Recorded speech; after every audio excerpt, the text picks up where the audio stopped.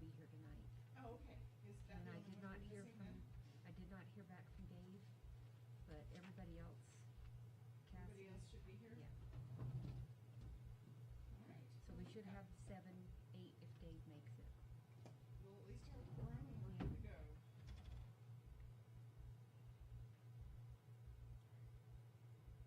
Turn my phone down so that when my children start texting me and telling me. Karen, what was it? Or did you figure it out? Sherry's phone. So it's not mine? I'm the problem child, It's usually me, The that's settings why I'm making changed. sure. and I didn't go in there and change anything. I don't ever go in there. I blocked my boss on accident, I didn't even know how. And that wasn't good. He came That's to me, like, a week understandable. Later, and he's like, have you been ignoring me? And I'm like, what do you mean? And he goes, I've been sending you tons of texts. I'm like, sorry. And I don't even go into my settings usually for anything. Like, I don't know. Oh, yeah. But as I've told Jaron, if it's gonna happen to somebody, it's usually me.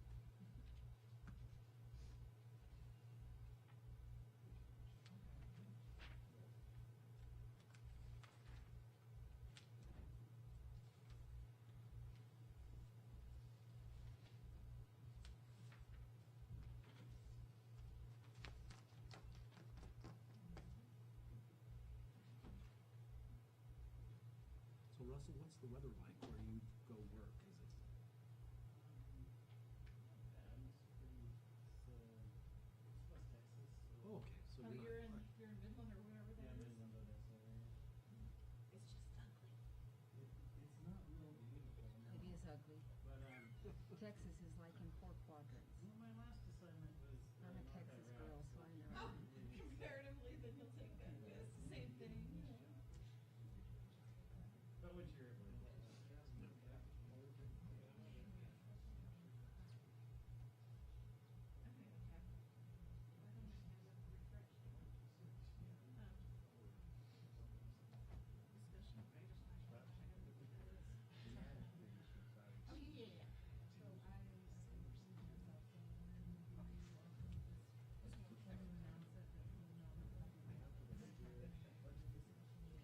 No, then you can just, yeah.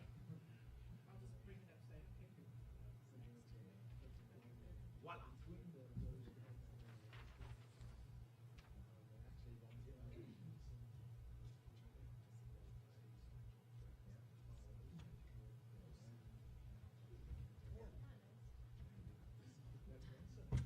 Bugs me up.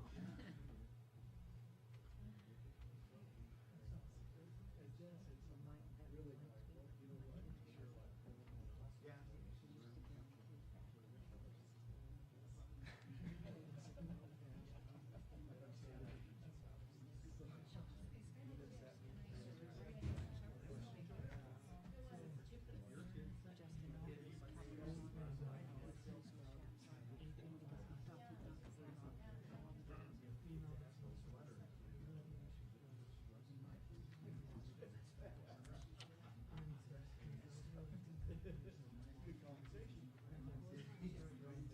I don't know. I know you're with the guy that's probably done the most. Well, you need to. Yeah.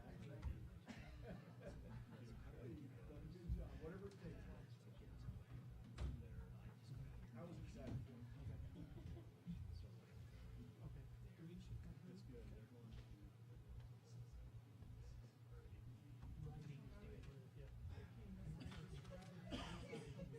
He's making this. Oh, I got it. Yeah, you couldn't tell? Yeah, I know. I wasn't sure for a while. So did anyone else win 6 Super Bowls along with the coach and the quarterback?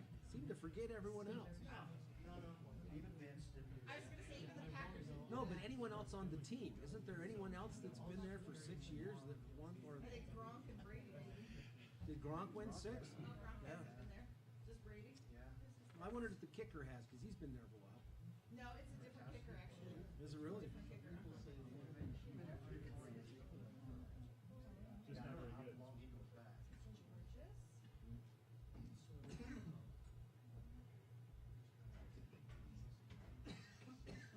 So who was MVP? I didn't hear that. Edelman? Something like that too. Well, He's one of those undersized, too slow, white guys. probably don't even know who they are. I know. I don't even know much anymore except for the Super Bowl. You got, there's no major snowstorms and stuff, but, Oh, that might be an old one. that's the leftover transportation handout. That's good. That could be anyone. That's my stuff that was left out there. Sorry about that. I was moving chairs, man, forgot about it. Thinking I just got a nice portfolio. I'm not even sure you're talking.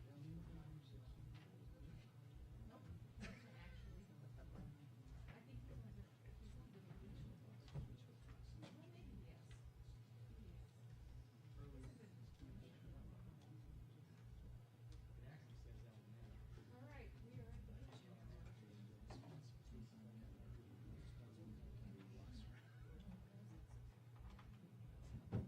I consult. All right, it is now 6 o'clock or shortly thereafter, and we will go ahead and call the meeting to order. Would everybody please stand and say the Pledge of Allegiance?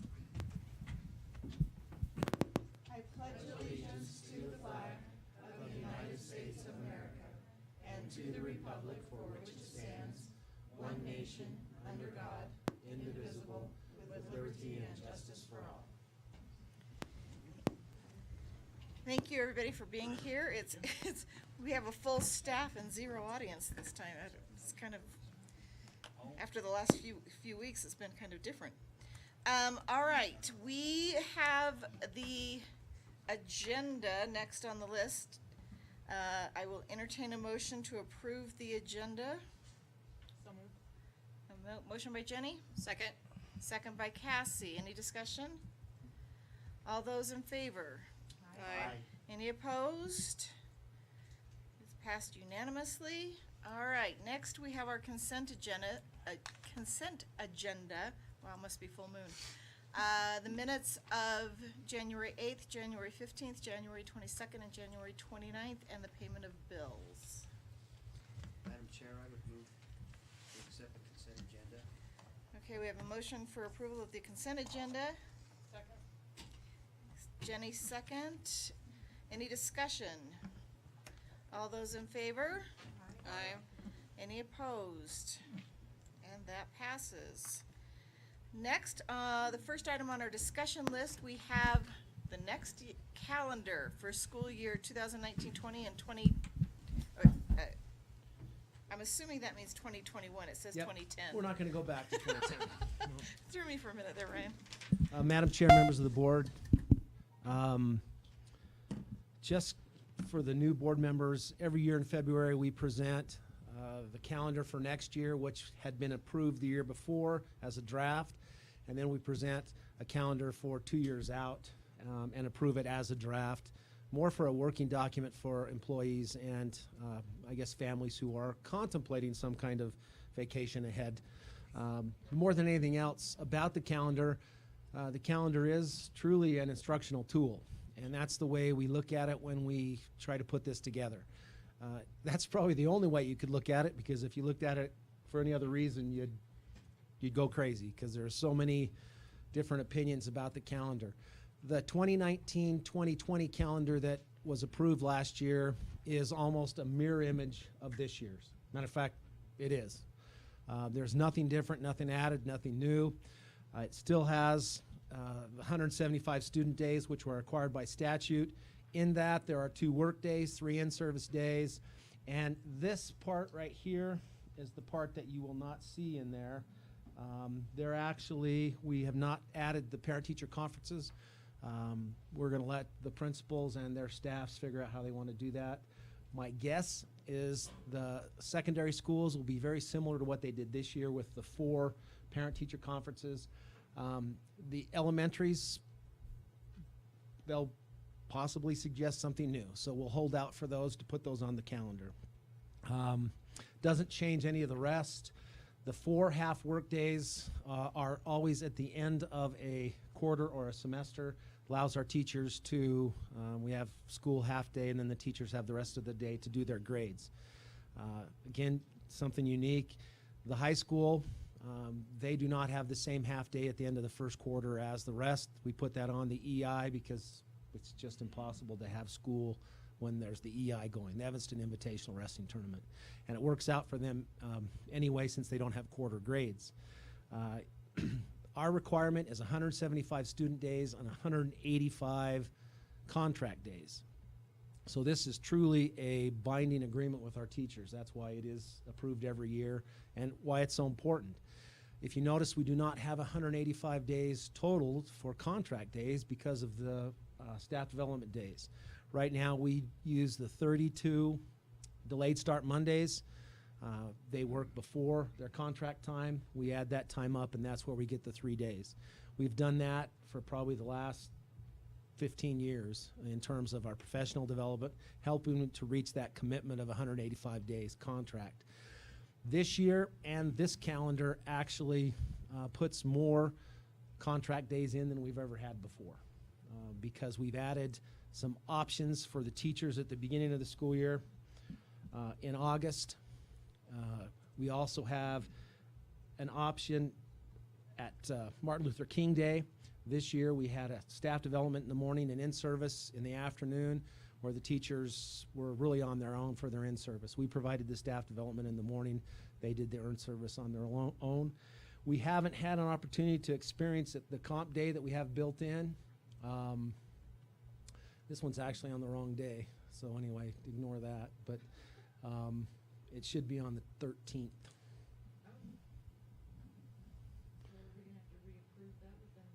Well, this is only discussion. We approve it next month. So, and I've put so many of these together, at some point you can't count up the days. The calendar, we try to even out the number of days in each semester, in each quarter, and roughly 88, 89 is what we're looking at with 175.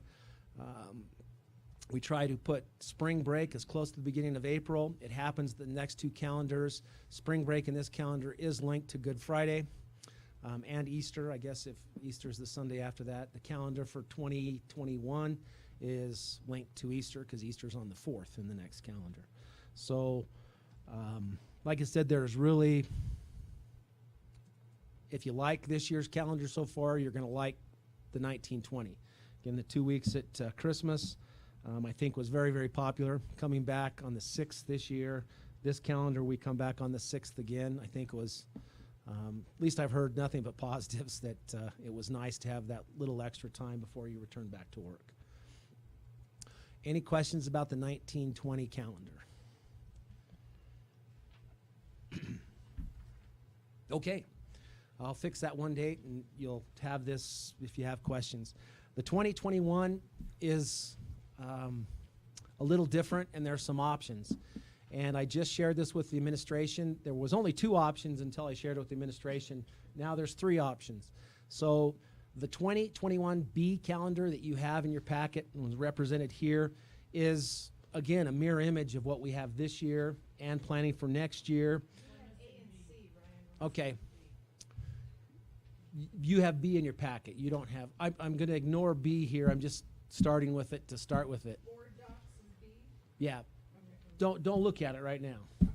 Okay, because the administrators did not like this calendar because of June 4th. Really, the general feeling is they don't want to go into June. So if you just kind of put that one to the side and look at the next calendar, in 1920, we start on the 26th. The proposal in A is we start on the 24th, first day of school. So really, it's only 2 days earlier. It seems earlier than that, but like I said, it's only 2 days earlier. This calendar is unique, and I thought they'd love it because if you look, the big difference is in November. November has a full week off for Thanksgiving. The reason why we could do that is because of the late Memorial Day is actually after school is over. So we have school Monday of the last week of school, which we never have because Memorial Day is usually the Monday of the last week of school. So it puts another day in there. How we picked up 2 days at Thanksgiving is I removed the comp day in March and put the comp day in Thanksgiving. So that's how it all worked out. So again, Memorial Day and then the comp day would be moved there. I thought they'd love this calendar, but they don't. So they came up with C. They, I guess we, I say it's a joint effort. And again, if this is truly an instructional calendar, this makes a lot more sense. What this does, again, starts on the 24th. It does put the same Thanksgiving break as we've had forever. We go to school Monday and Tuesday. We're off Wednesday, Thursday, and Friday. You can see that it adds the comp day back in February, and where it puts the second comp day is the 28th of May. So actually school is out, so it doesn't affect the 175 days. So school would end on a Thursday. We haven't done that because we haven't had the opportunity, so that's why I didn't do it in draft A. But if you think about it, this is a week that will have 3.5 days, just like every calendar we've always had, because there's not Memorial Day on Monday. So there's three. Yeah, that's where the comp day went back, and we put it there. So there's still 2 comp days in the calendar. Really what we're doing is we're getting to that 185-day contract. Teachers have always asked for time at the end of the calendar. This just puts it, like I said, so it really reserves our Fridays. It gives us the 18th, which is Martin Luther King. We get that as a full day of staff development back in the middle of our calendar, which we think is very vital. So this year it was a partial comp day because of, like I said, the 4 parent-teacher conferences. So you don't, on C, you don't show that on the one I have. It's there, it's just kind of faded. It is? Yeah, Oh, yeah, mine it was is, there. you're right, okay. Which day? The 18th, it doesn't show up as a shaded. Yeah. Okay. Oh, whoops, I So really, I guess the decision from the board has to be, do you like the 5-day Thanksgiving break? And the argument I thought was pretty good. The argument is if you have a spouse that works, having your kids off Monday and Tuesday and they don't get off until Thursday isn't a benefit. People have always asked me, and especially if you have family in other communities that have a full week at Thanksgiving, why don't we have a full week at Thanksgiving? This is the first time I've actually seen it work where you could do it if you wanted. The other part, and I think this, again, academically, to have a week off and then 3 weeks later to have another 2 weeks off, academically may be challenging for some of our kids. It's just maybe too much. The other thing I like about this, when we talk about the doldrums, February and March get long. And this does put, of course, President's Day is in there for February day off. It puts a comp day for a day off in March. It just kind of breaks the calendar up a little better, I think. I don't think the teachers will appreciate the comp day as much on Friday since they'll be finished on Thursday, but it does give them a 4-day weekend.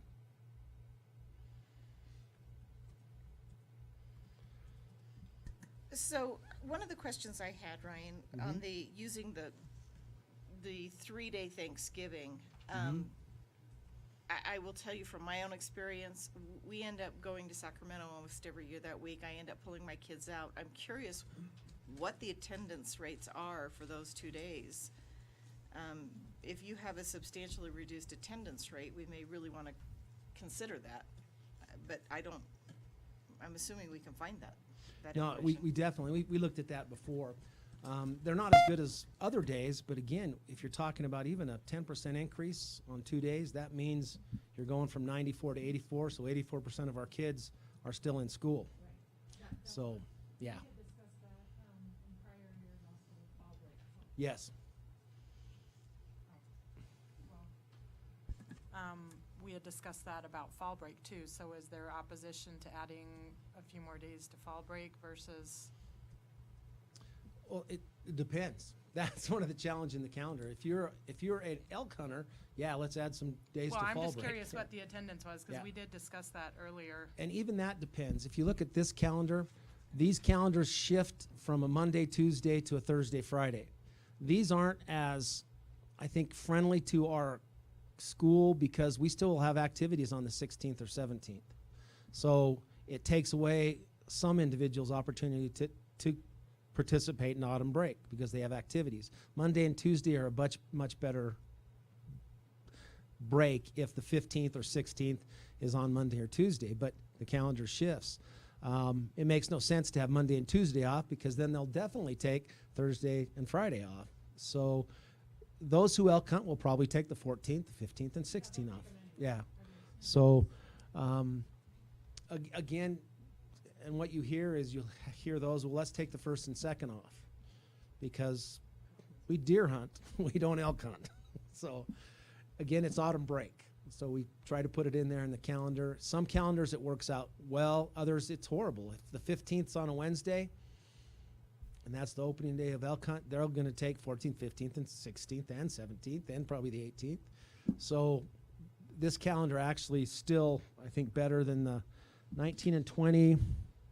It's still on Monday and Tuesday, but the 14th and 15th of that calendar. So will people potentially take the 16th off? They might, but again, we can't plan on all of that. That's why the calendar's hard, is because everyone has their own particulars. I like to start early, some like to start late. Best weather is in August. Why do we go earlier in August? Weather's horrible in June, let's go into June. But those I was just gonna ask that. Yeah. I mean, you said the administrators hated the idea of going into the first week of June and starting later in August when there's still summer. I was curious why. it's because you lose the kids. They're ready to go home. June is really hard. It always has been, I think. The other thing is many activities for the teachers, like school, will start the first week in June. So if you're on contract till the 4th of June, you're going to miss some school if you're going back to get a master's degree. It starts our summer school later. It requires us to start our summer maintenance later. It's just better to get out earlier, I think. And we'll have activities probably on the 21st and 22nd of August. So our fall sports usually start on the 10th or the 17th. And so if they start on the 10th, they'll have activities on the 21st, that first weekend. If they start on the 17th, they'll have activities on the 28th, 29th.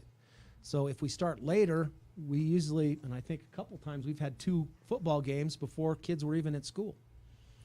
And not that you still get people in the stands, but you don't get the student participation in the stands. So. Anybody have any thoughts, questions, opinions, Thanksgiving, fall break? I mean, I like the, if I'm being honest, I like the Thursday, Friday far better than the Monday, Tuesday, quite frankly. It works way better for us, but, You like, for fall break, for the fall break, Okay. yeah, for the fall break. I'd just as soon have it on the Thursday, Friday every year, regardless of when elk season starts. yeah. Oh, yeah, but that doesn't. Well, I know, I'm bucking. too many You may elk get hunters around. you may get bugled down. I'll get, you know, the torches and pitchforks, but yeah. So, Josie, what are your feelings? What do you think about a full week of Thanksgiving? I don't know. Are you an elk hunter? Do you like? No. Okay. Do you like the calendar this year? The 2 weeks at Christmas and coming back later?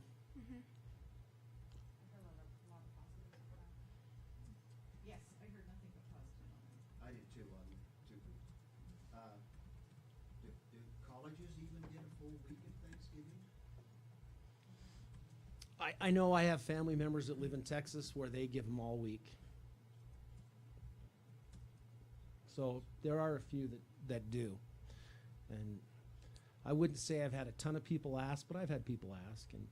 And what we've tried to do, and hopefully you see we've been very successful with the 18-19 calendar, is we tried to get our Fridays back.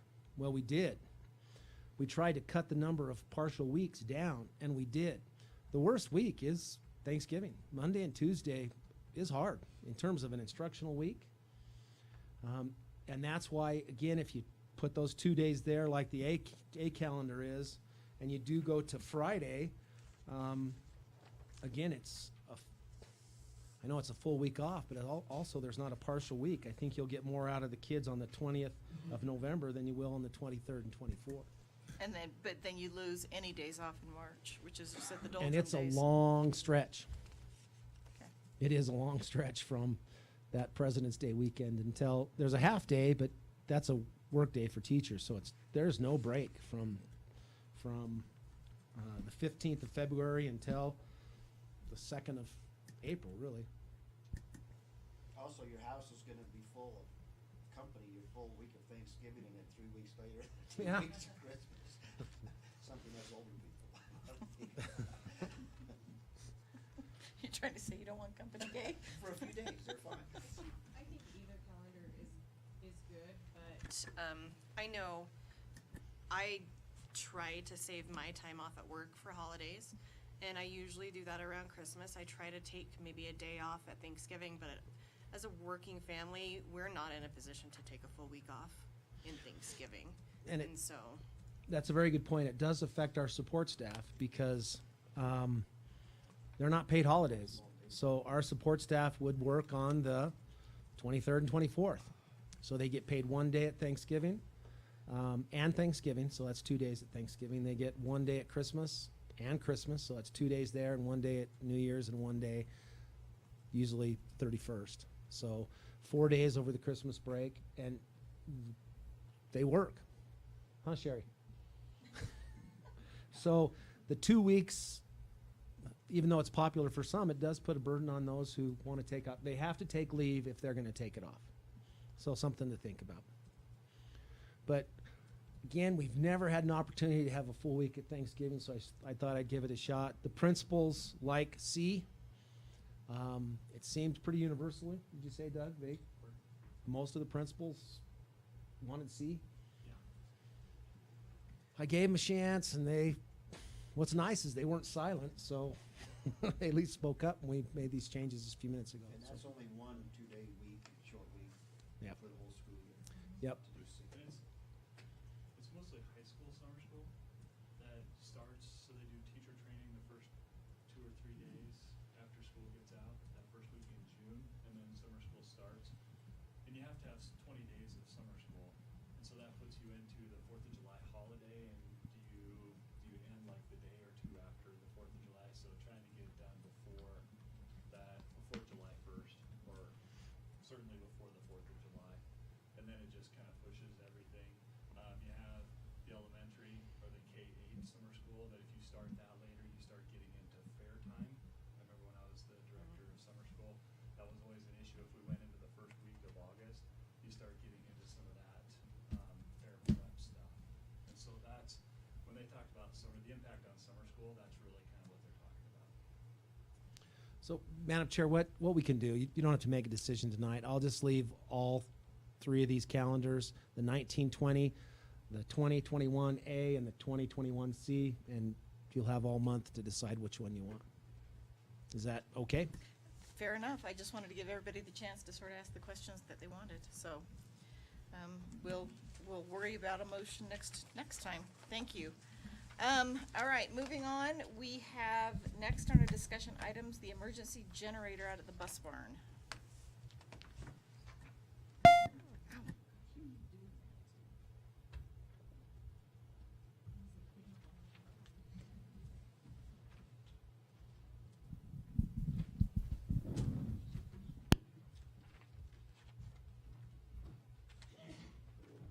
So, Madam Chair, members of the board, we've got Mr. Dickerson with me as well today. Just wanted to kind of fill you in. I know Mr. Dickerson shared with the board probably about 18 months ago about an opportunity for the district to look at getting a generator for transportation. And the purpose of this isn't necessarily for transportation themselves, but it's actually a location that is used or identified by the hospital, the EOC, as an EOC, what's the one, the nursing home, and then for the county as a secondary, basically EOC or an emergency place. And so, working with the county, they've actually been looking at a grant, working on trying to get a grant to get this generator put in place. We started that last June, did some work through about October, got the prices in, and what we're looking is a generator that would do everything, all electrical, heating, everything there at transportation. The whole project's probably gonna be around $150,000. The grant that they looked at would probably only cover somewhere between $10,000 and $15,000. So earlier this month, I went and sat in, meeting with the county commissioners. We had the city of Evanston and we had the hospital trying to really kind of talk about what are the options and what are some things that we could do to actually make this realistic. We found out that there's another grant through the city of Evanston that's actually through the state that they're going to apply for, that they need to do in the month of February, that potentially could pay for half of this generator. And then using the $10,000 from the other grant, what we then discussed was having the other entities come together and put forward some money to kind of finish off the project. And so I just wanted to kind of share with you guys kind of where this is at, what's going on, and if there's any questions or concerns that you as a board have as we continue to move this forward in partnership with both the county and the city. So I'm assuming EOC means Emergency Operations Center, okay. I guess for me, the real question is, Sharon and George, realistically, how much is going to be our matching portion for this generator? I mean, in an ideal world, if everybody ponies up, what are we gonna end up ponying up? It's actually a very good question because they have a meeting, sorry, actually a very good question. There is another meeting scheduled sometime this month. We haven't got an answer on what the exact date is, and they're gonna discuss this further and get more people there and involved and try to get some more firm commitments on and better idea of what the financial issue is gonna be. So Because, right now, we couldn't if you can really get a tell city you. grant for half, that takes care of 75,000, then you have another, 10 to 15,000, so say you're down to 60,000. Yes. And then it's a matter of who furnishes the rest, the nursing home, the hospital, us, and how Yes. that's divided. Yes. And for some history on this started, well, John Curry started it probably close to 20 years ago because the Emergency Operations Center likes the fact that we are on this side of the freeway and have a ready source of fuel and a shelter. So then it turned into we are going to be triaged for the hospital. And now they've decided that the library is too close to be a secondary emergency operations center. And we have a small computer lab there for training and a room where they could use it. So they've decided it would be a good emergency operations center backup. So now they're kind of getting more on board with actually going through with this. Before, all they were going to do was power the fuel stations. And actually, at that time, we found out it cost as much to separate the electricity out to do just that as it did to just power the whole unit. So now it's down to this. They're finally getting serious, and maybe something will come of, there's no, right now, there's no real commitment, except we have to get these grants in and see if they're approved. I'm assuming that there's a guarantee when they submit the grants that says we will produce the matching funds, and that's why I guess I'm asking, because usually on those grants, you have to guarantee some matching funds, and that's why I want to know sort of what are we guaranteeing? Right. So, as you look at those numbers, you've got roughly 75 plus another 10 to 15. So probably as you divide that 60,000, our commitment potentially could be anywhere from $10,000 to $15,000. Okay. And that was one of the reasons why we met earlier this month or in January, was to see, is the county commissioners even willing to find those funds? Is the city willing to find those funds? Because if they're not willing, there was no way I was going to come to you as a board and say, hey, we got a great opportunity to buy a generator for the rest of the community.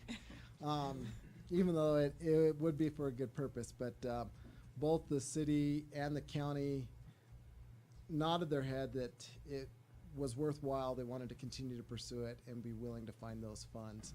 Everybody agreed that those funds would not be able to be procured in this fiscal year. It would be something that would most likely, and since we all seem to be the same, start in that July fiscal years. So My question would be, George, on maintenance and, inspection of the whole thing, is that a burden on your staff? Or? Generators are basically a once-a-year maintenance, and yes, we would be eating that cost, but I'm guessing that you're looking at probably 15 to 20 quarts of oil in a filter and a fuel filter. That's just about it. Of course, we would have to keep fueling it, but they don't do a lot for fuel. They have a test start. It's usually once a month, can be once a week, however you set it up. But other than that test start, they usually won't run unless they're actually needed. It would be diesel fueled so that we wouldn't have to worry about interruption of fuel supply with like natural gas or. You don't feel a burden on your staff at all? I don't think it's enough to not have to bypass that capability. I can't see it as it being that big of a burden. It's not like we have ever been critically affected by power outages, but we used to have them all the time. You know how the electricity system used to be here. But we used to have them all the time, and it's a inconvenience, but it hasn't happened for a long time. I mean, I can't honestly say that we need it on a monthly basis, you know. But I understand what they're saying, and we are an integral part of the emergency management system here. Gosh, I gotta look at my buttons here. Any other questions? All right, thank you guys very much, appreciate it. Thank you. Okay, next we have a whole bunch of policies. Let's start with BDC-E on executive sessions. Madam Chairman, members of the board, what Chairman Bracken has brought to us is really just an update of statute. So you can see in the red line of BDC-E, really what we've done is just come into compliance with statute 16.4.405, dealing with minutes, and then other procedures basically about executive session that we've always followed, just not written in policy. So our recommendation is the update is very timely and definitely should be considered and approved. I will apologize, when we started looking at making some policy changes for electronic meetings, I realized that we were out of compliance on a few other areas. So I started tweaking, and that's where these come from. I did it, I confess. So, but I think Ryan's right. I think it was just a matter of referencing the statutes and updating them to make sure that we were consistent with that. Any questions? Any questions on this one? Wow, this is easy. All right, the next one is the executive sessions. Actually, what we have sorry, is board member qualifications. A, and this is more of an update. Also, you can see the red line. It just, I think, puts us in line with other sections, the Wyoming Constitution. There really is nothing controversial, but explaining or clarifying the expectations for members of the school board. Right, and this is one that I did notice that if you look at what qualifies an elector under state statute and constitution, it wasn't consistent with what we had, so we just sort of made a match. No questions, I take it? Okay, the next one is on the school board meetings. Madam Chair, members of the board, this was actually an update, and probably what I think more than anything else, it brought things together, makes it a lot easier to read. And in addition, we added the electronic meetings portion. And you can see that on your agenda, I think, if you have it. But the red line shows that what was taken from below was added up above. That's what's in green. You can see basically it redefined when board meetings will be and gave us a little more flexibility about when we have them. Basically that the board determines by majority vote. The special meetings clarify what we've always have done, just made it a little better. The emergency meetings section, we added a 24-hour requirement. We can usually do better than that, but that's a minimum. If we had some meeting, we had to have an emergency, we require 24 hours notice to all of the sites. Work session, pretty clean with what we do and how we've done it. Really nothing out of the ordinary. Probably the biggest change is, like I said, is the addition of the electronic meetings. Jeff provided a document, Jamie provided a document. I just took them both and took the best out of both, and that's what you see here under the section of electronic meetings. What both policies had is number one is the quorum of trustees is physically present at the meeting. So in other words, electronic attendance is possible, but we have to have a quorum first. In other words, you couldn't have 3 members and have 3 on the phone, or 2 on the phone. You'd have to have a quorum. I do like that it talks about that we should be here, but if you can't, then there's exceptions. The second part of that is that it meets the provision of 16.403, which is basically you have to have an opportunity for the public to hear you, to hear the questions, and then to respond to questions if they have them. And with our electronic means, we were able to do that. So we're in compliance. It just puts it, we didn't have this electronic meeting anywhere in there. And then 3, a board member who seeks to attend and participate by electronic means in a regular or special board meeting shall notify the board president and the superintendent at least 3 business days prior, more or less just so we're ready. We know that we're going to have to set up some equipment. And again, I guess it's pretty straightforward. Below that, I like this part too, that if we are going to have a presentation, that also needs to be communicated. For example, we've had a presentation of our audit. It wouldn't work very well if all of a sudden the day of the board meeting they came and said we're going to do it electronically, because there are some things that we can do electronically, some things we can't. So it just requires 24 hours of notice. I think it actually puts us in a good spot electronically. It's something we finally said what we've been doing in policy, which is probably always smart. Doesn't really require the number of times. One of the policies had a limit. That's up to the board if you want to limit it. It's not currently written in the policy now. So any questions on this one? This is probably the one with the most changes. The emergency meeting and special meeting notification, because again, it was one of those things that I think state statute said for special meetings, you're supposed to give a minimum of 6 hours notice. I think we can do better than that for our public and give them at least 24 hours notice.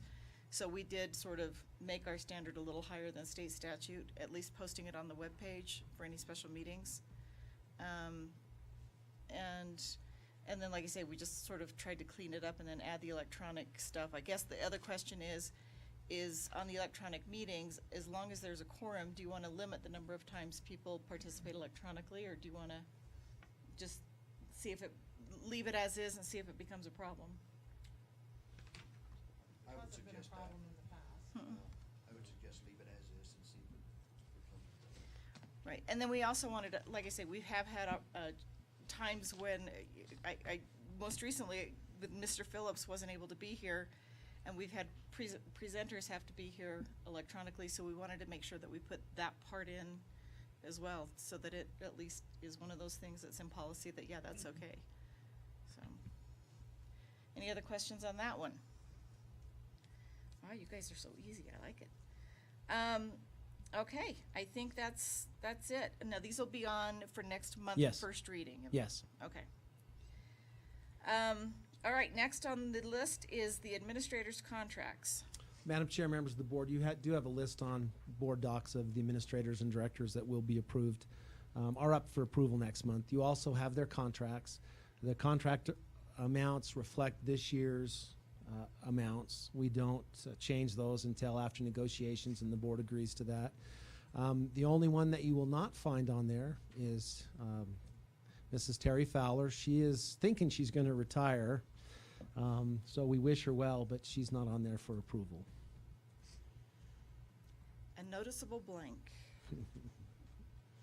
She's pretty excited, and we're all pretty jealous. So. All right, any questions on the administrators? Okay, that'll be on for approval. I have a question. Are they always approved as a group like that? They are. Well, there's been there's been once that I remember that they didn't. But they've always been approved that way. It's the way they should be approved. That's my responsibility to evaluate and approve the administrators, and you guys give final say to that. But there'd be no reason to separate them. Like I said, the time it was separated, it was, I think, damaging to morale in the district, damaging to certain administrators. It looked horrible because the votes weren't based on any factual evaluation. It was just like or dislike, and that's not what we do to employees. So we had the discussion last year. Again, it's my responsibility to hire and fire, if you want to go that way. We do evaluate all of them. Their evaluations will be complete before their contracts are offered. We do have a very strong group of administration. They're learning. More than anything else, if you look at what we have in our district, is longevity, which we haven't enjoyed in the past. And longevity is a key to quality change, quality success. And you do have the opportunity or the right, however you want to put that, as a member of the board to go through their evaluations. And we typically have an executive session before these are approved, so you can ask questions regarding those. Last year, we actually had all the administrators do a staff survey, self-survey, kind of a climate check, and the board had those results in executive session so they could look at what their staff thinks. So that's information I used. It's information that I really encourage our principals to use as they improve. And so it's something we'll expect from them again, that they do those staff surveys before their contracts are offered in March. Well, and I think you hit it on the head. This is your job. It's not our job as board members to evaluate the administrators. And so if they recommend this group of people to us, then that's, you know, we support that. It's really a non-issue because it's not our job as board members. Well, and if you do have information that needs to be brought to my attention, I encourage that you do that, either as an individual board member, of course, as a board as a whole, but we do that in executive session. So the individual part, you can call me anytime, and if you have concerns or questions, please, I'd love to answer them. I will say that I have the same question you had, and I disagree. Mr. Thomas and I have had some disagreement on this. I do believe that they should be done individually, or at least if you have some questions, that one should be able to be pulled out and discussed separately. I appreciate where he's coming from. I appreciate what he's doing. I do think we do have some oversight, Jenny, because we do approve the contracts. But yes, taking the recommendation for what it's worth, but I do think we have some oversight on that. Well, we've discussed those. Right, on and the we discussed them, executive session. and that's why we want to look at the evaluations, and we want to look at all that information and do this. So, I mean, the board does have a choice whether we want to do this individually or whether or not we want to do this as a group. That is a choice that we get to make. I totally appreciate where Mr. Thomas is coming from and why he wants to do it that way. And that's something that certainly next week, or next month, sorry, these weekly meetings have getting me all confused. Next month, it's something that we can certainly discuss as part of the, when we get to that approval and how we want to do that, so.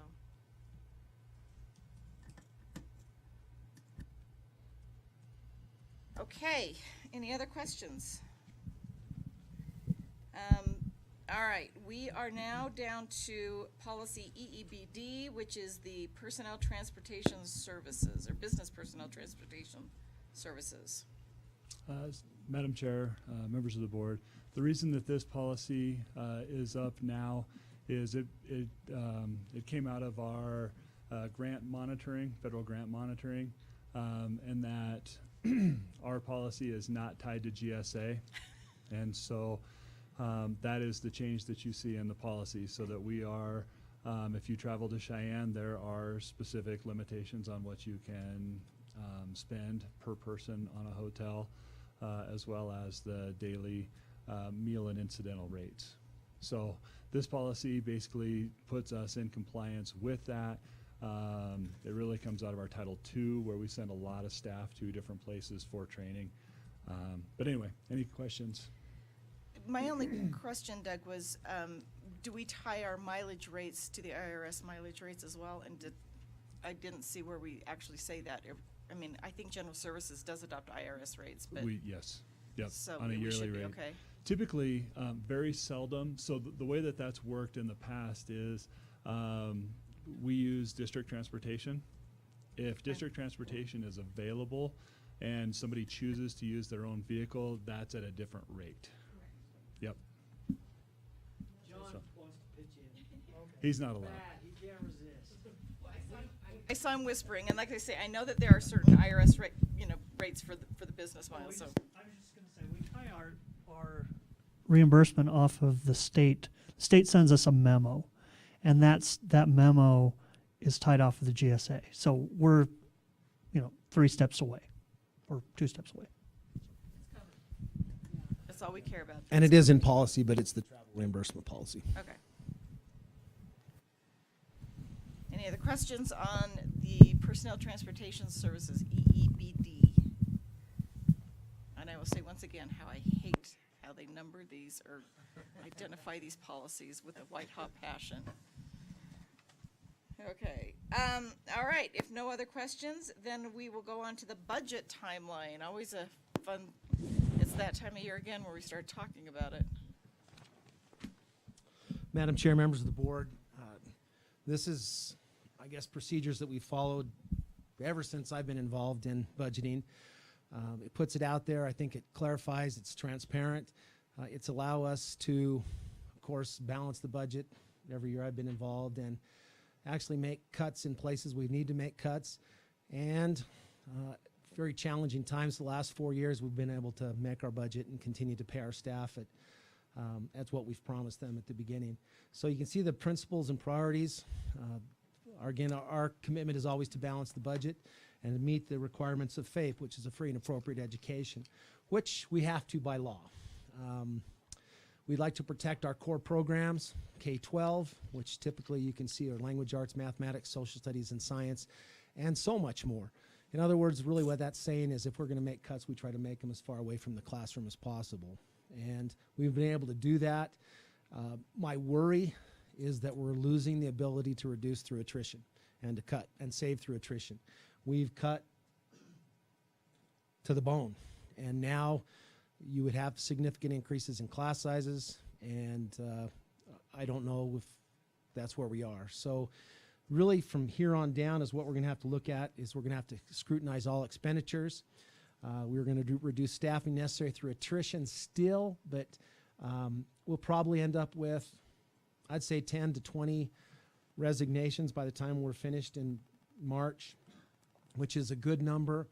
But the savings you get from an experienced staff member versus a new staff member is savings, but it's not significant savings. Where you save is when you can reduce a position. Like I said, we're to the point where I don't think we can reduce too much.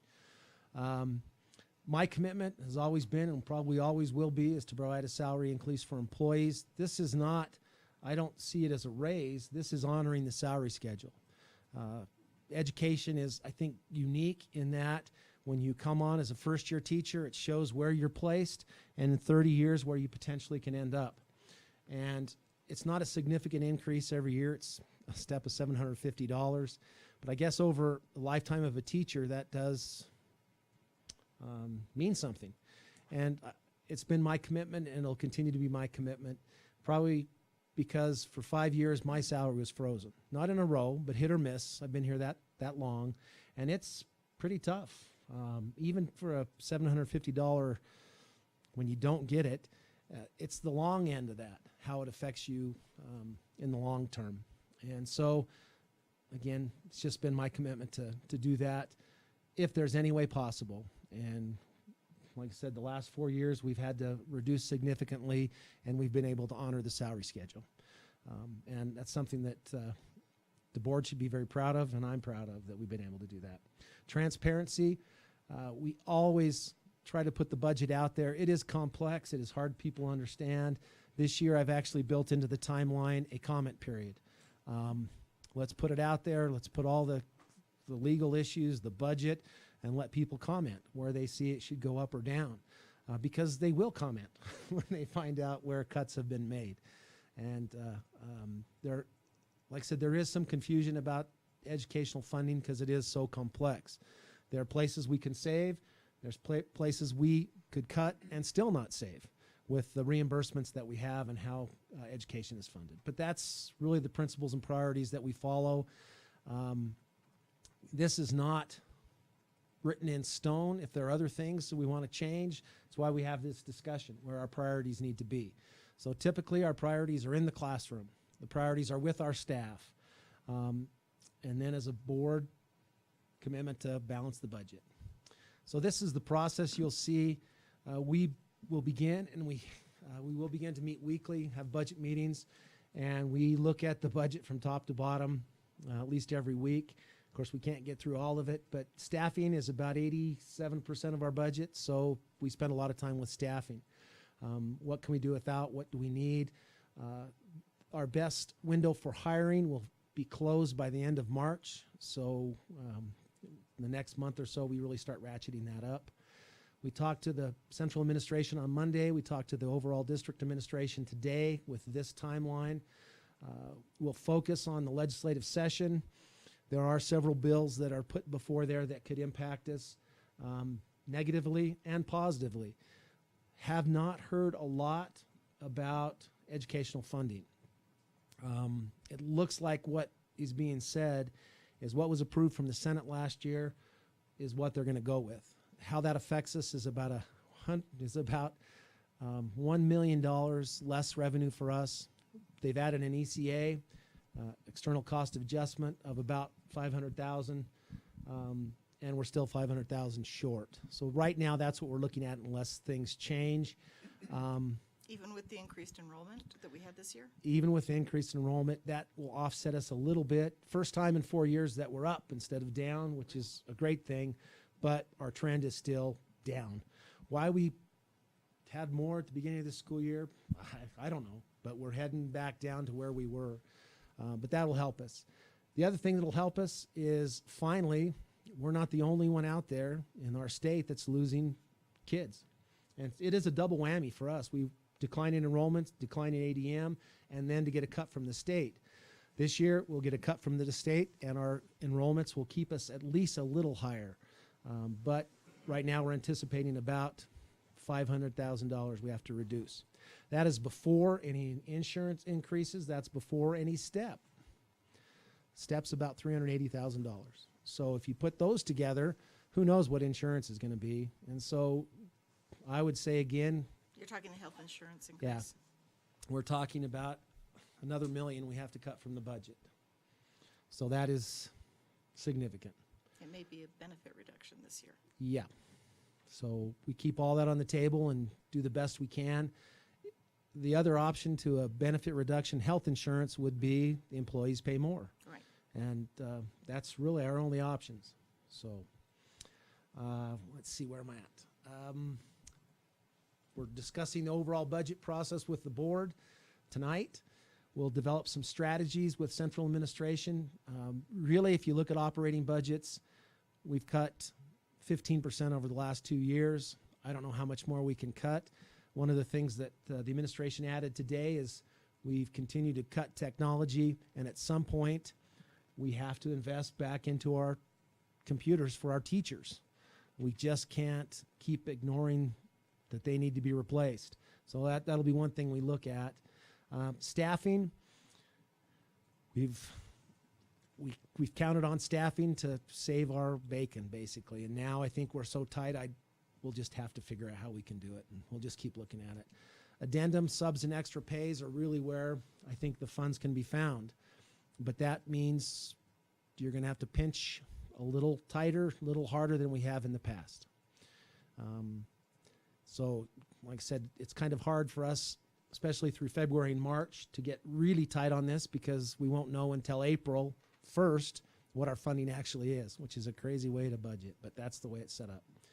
So you can see that the modification of the 1920 preliminary budget will be from the 12th really till the 10th, when you guys get to see our first draft estimate. The WD 100 is the calculation that funds us. So what John uses until the 100 comes out on April 1st is last year's 100. And that allows us to get started. We stay close to, like I said, to our legislators. I'm in daily contact with Representative Peeperinen about bills that are going through. Right now, there are 2 bills that will help us, one dealing with reimbursement of special ed and one dealing with reimbursement of transportation. And those are really critical for operating both those departments. Transportation is looking at the 16-17 budget with a cap at that level. We budgeted that year at $1 per gallon of gas. Right now, gas is $2.50, I think, a gallon, and that's impacts our budget. But anyway, keep going. We are getting some good response to the lifetime of service stipend and the early notification. Early notification, again, is just an incentive to communicate with us during February that you will not be returning.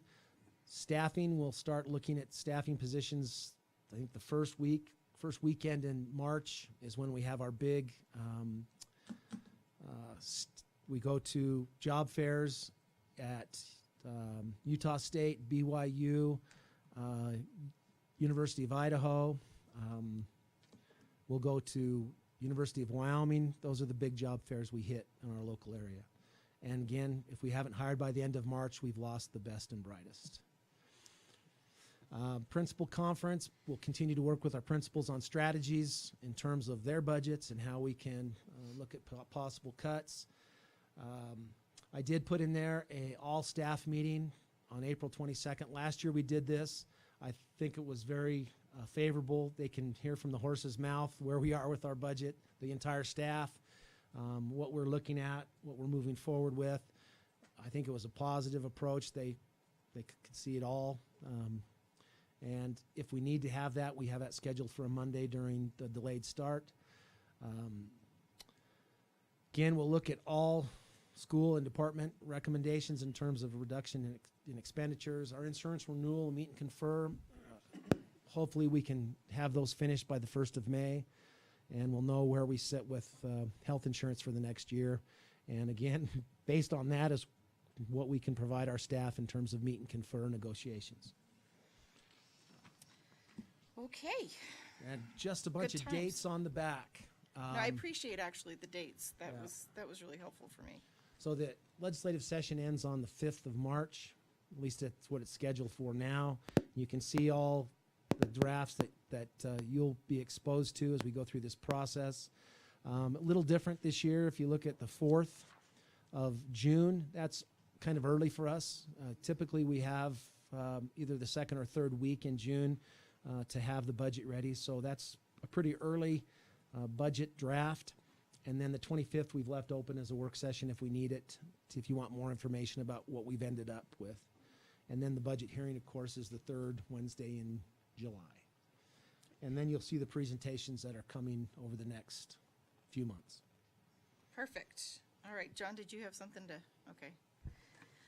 All right. And I noticed that that was only on executive content on Board Docs. Will that be moved to the public content? You bet. That Yes. timeline? Yep. Okay, Thank you. I usually like to have you guys see it first. okay. And how we keep track of that is also on this sheet, and so you'll have access to it. It just shows where we've saved the money and how. You can tell right now we haven't done anything. So we're just kind of chatting still. So, and in the list of dates, Ryan, I know you talked about maybe having a public comment period. I didn't know if you wanted to have one of our meetings scheduled for that, a special meeting for that, or if you just want to take written comment or email comment or something like that. Yeah, I have that scheduled from the 15th, the middle of May to the end of May. Okay. And that leads into the June 4th So board just meeting. not as a separate Yeah. item, but as a sort of a, hey, this is the time to send in Gather your information, input. bring it back to you, see what you guys see. And if there are changes that are suggested we could work in, we'll work it in for that draft budget on the 4th of June. Okay, so starting in May, the public can pipe in. Yep. Okay. And we'll open it up. Again, you'll see this, probably really the first big view of the budget will be in April, and we'll have that open to the public. Okay. Thank you. Any other questions? All right, we'll move on to the copier bid. Madam Chair, I need to recuse myself from All right, did you want to just recuse and stay here, or did you want to leave? I didn't, I can do either. okay. Jenny will be recused from the copier bid. Madam Chair, members of the board, doesn't sound like it's on. It's not very loud. Needs power batteries. You should have received in your board packet this memo, which the very first paragraph or line just says that we recommend that the district enter a 3-year lease agreement with Mountain West Business Solutions for their copier services. The other paragraphs kind of outline a little bit of the historical, especially for the new members of the board. I tried to, here's what we've been doing.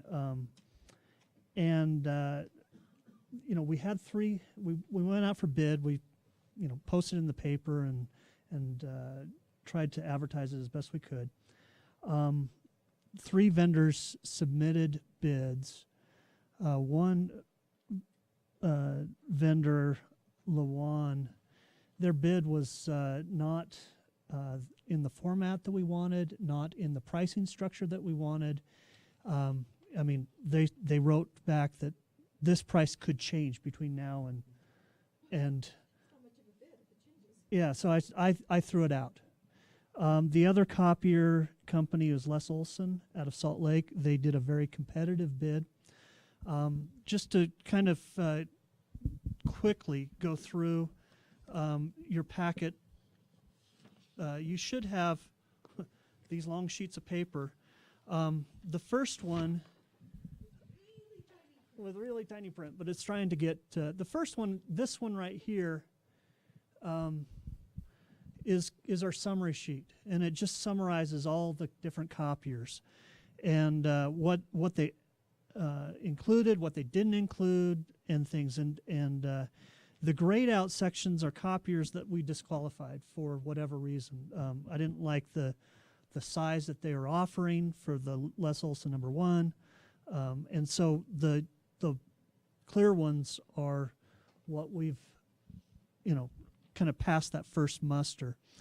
Then with that information and what they're quoting, you kind of need to take what have we used in the past. And so I've got some copy counts that get extrapolated to 36 months and things, and we get a yearly average. What's unique about this is I've got a print shop that we shut down that I had to push those numbers through.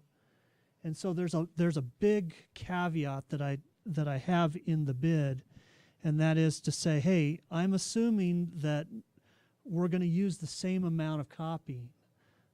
It's not discounted, that people aren't going to run to Westar and use less and things. And so the third document is this document right here, which is the bid analysis. And basically what I do is I'm taking those 2 other pages and multiplying by the factors that they have quoted. And so this left side is without the print shop. The right side is with the print shop. And that gets adjusted in there. In short, the total rental price that the 2 companies offered, Les Olson and Mountain West, was $78,767.32 and $83,672.28. However, there's a couple of little things that need to be factored in. One is return costs. Mountain West has said we will. When you have copiers, you have to pull the drums out. They have to be taken care of. They have to be boxed, the copiers, and sent to the old copiers out. And so there's return costs that would go to Les Olson and not to Mountain West. That gets factored in. And I divided that by 3 since it's a 3-year lease. And then Les Olson said that they do not include staple costs. And it surprised me when I asked for an analysis of how much staples they cost. They're in these little Ferrari staple packages. I mean, they're $50 a piece. but roughly that's 2,137. And that changes the total yearly. There's a little bit of a software conversion that Mountain West included. And then the other thing that we need to add is a 5% local preference. Les Olson is out of Salt Lake, and they've got their closest repair person is in Park City. So that increases the Les Olson preference amount by 5%. So you're comparing 83,000 to 87,000 with those assumptions that of the print shop copies are in there. So that is my recommendation. It went before the copy committee. I spoke with some secretaries. They've been pleased with Mountain West. There really hasn't. I haven't had anybody say, "I'd like to move off of that," and so I'm pleased. I think it's a good relationship that we've had. So that's my recommendation. And as I understand it, we don't necessarily have to approve that, do we? Is that No. because it's already budgeted, or we do have to approve it? We'll approve it next month? Yeah, you're approving the contract. Now, this is Okay. a lease, not a lease purchase. So, 3 years from now, we would probably, And that's why I question, because Yeah. we're not really purchasing, we're renting. yeah, it's a rental, but it is a significant contract, So and we would have to therefore approve it next month, okay. the board they approve contracts. So, any questions?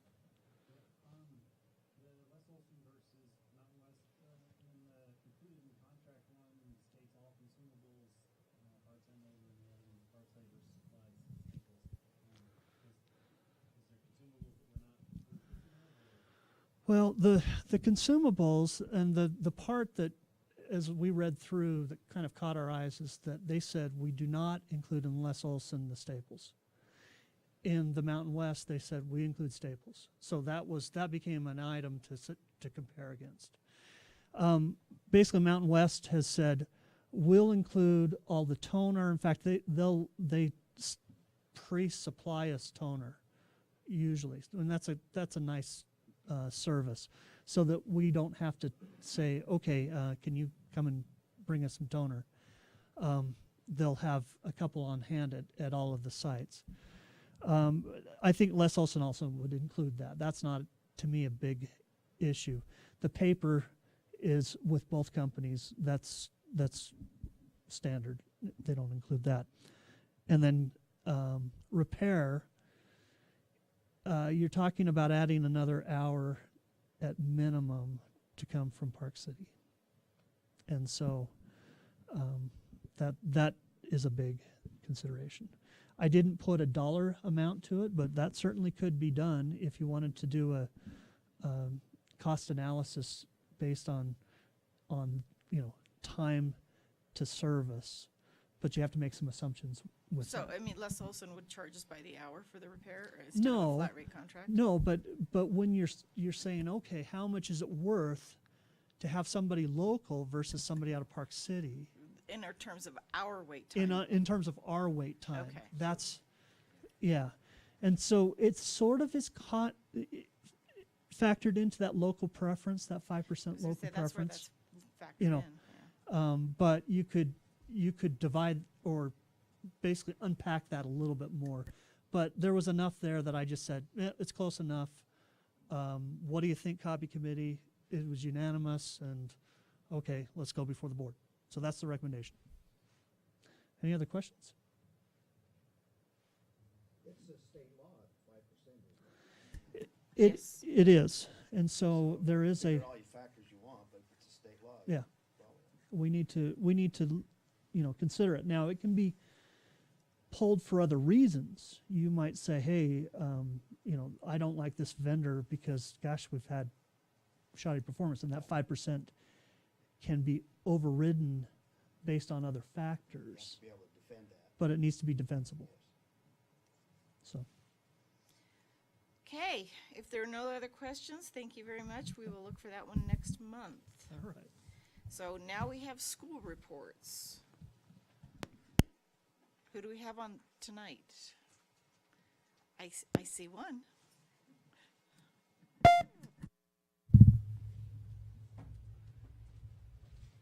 Good evening, Madam Chair, members of the board. I'm Kimber Fessler. I'm the principal at Clark Elementary, and it's just such a pleasure to come tonight and just share with you the good work that's happening at Clark. I'd love to brag about my school and especially my staff and students. We had the opportunity a couple of weeks ago to have an outside evaluation for our positive behavior intervention and support system that we have been implementing. And I'm happy to share with you tonight that we received a 98% out of 100 on the evaluation. And that is just a testimony to the great work and the dedication and support that our staff has to ensuring our students have a safe, supportive environment at Clark. So I wanted to share that with you. Also, last night we had the opportunity to host with Davis and Uinta Meadows a PTA STEM night, and it was plus science fair. We threw a science fair in there too, and it was exciting to see all of the families come and enjoy different experiments. Davis Middle School is a great host. We appreciated them sharing their school with us and the opportunity to just have an evening full of different science activities. I had a really fun time blowing up film canisters with Alka-Seltzer and water. It was really fun. I almost didn't want to leave. Like, they came to relieve me, and I was like, oh, I'll just stay a few more minutes with the kids. Anyways, it's an honor and a pleasure to work with the staff at Clark Elementary. They are dedicated to the hard work of the PLC process. I've had the opportunity to meet with grade level teams, and we truly are looking at student by student, standard by standard, and making sure that learning for all of our students is our focus. And again, just thanks for the opportunity tonight to kind of brag about my Clark staff and students. Oh, and parents. Our PTA is phenomenal. Thank you and congratulations. Is somebody else going to come up first? Madam Chair, members of the board, I'm going to brag on two things, and one of them is you. We have never had 5 board meetings in 5 weeks, and to have the attendance like we've had and the commitment and the support, and last week was long, and I think it was very healthy discussion. So I just wanted to express appreciation for 5 board meetings in 5 weeks, and we're not going to do that again. I also need to express appreciation to Sherry. To do 2 a month was a killer, but to do 5 in 5 weeks, she did a tremendous job, and I just appreciate her. And the quality of minutes that you have to look at. Job well done, Sherry. Thank you. I was going to echo that actually, roundtable. Sherry, thank you for getting the minutes out so quickly and so efficiently. That was phenomenal. All right, Madam Chair, ladies and gentlemen of the board, I wanted to take this opportunity to talk about just a few things. One, we just finished up our winter YTOP interim assessment, and for the secondary schools, there's 19 areas that are assessed. Out of those 19 areas, 10 of them were meeting expectations already, so that's the end of year expectations. So we have 10, like 8th grade English, for example, is meeting. Actually, they're fairly close to exceeding expectations. So we have 10 that are already at the meeting. We have 6 out of the 6 that are remaining. 4 of those are within 3 points of the meeting expectations. And then for the 2 that are not, we're developing a plan to make sure that we get those where they need to be. But it's really good news. I really want to take that opportunity to celebrate the work of our secondary teachers in the collaborative process, because it is making a huge difference, and we're seeing that with our assessment results. So the other thing that I wanted to show you was accreditation was due. Make sure this looks a little bit different. Is it under district, Jaren? Yep, okay. So on our district website, all of our accreditation information is on our website. So it's different now. Accreditation used to be through Advanced Ed. Now it's through the state. It's based on state statute. And so there are 25 criteria. And so you can click on any one of those links and get to any one of those 25 criteria. Okay. So we're very excited about that. That was a lot of work, and it's not perfect by any stretch, but it's there, and we're continuing to work on it. Okay.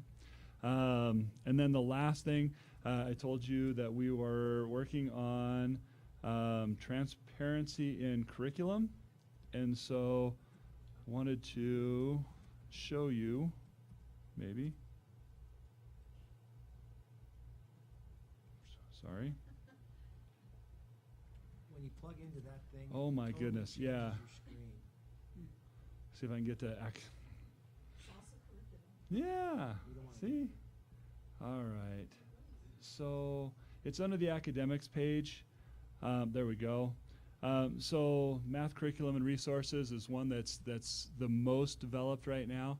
But you can see there's the explanation of our math curricular resources, K-8 and then also 9-12. But here's where the magic really happens. And we're so excited about this. And I have to give Dr. Ingalls credit because the K-5 math is really kind of leading this, and they're doing awesome stuff. So if you go to, let's go to kindergarten math, for example, then you can go, this is everything that we teach in kindergarten math. So you have your priority standards and your proficiency scales for kindergarten. So in module 1, you can click on that and it will show you the proficiency scale for kindergartners. When we talk about writing numbers 0 to 20, score 3, right? Score 4 content, score 2, right? Those prerequisite knowledge and skills.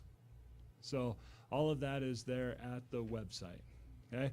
Not all of our curriculum is there, but that's where we're headed. That's the work that we're doing, and that's ultimately where we want to get to, where all of our courses, a parent can access this from our website. They want to know what's going on in 8th grade English.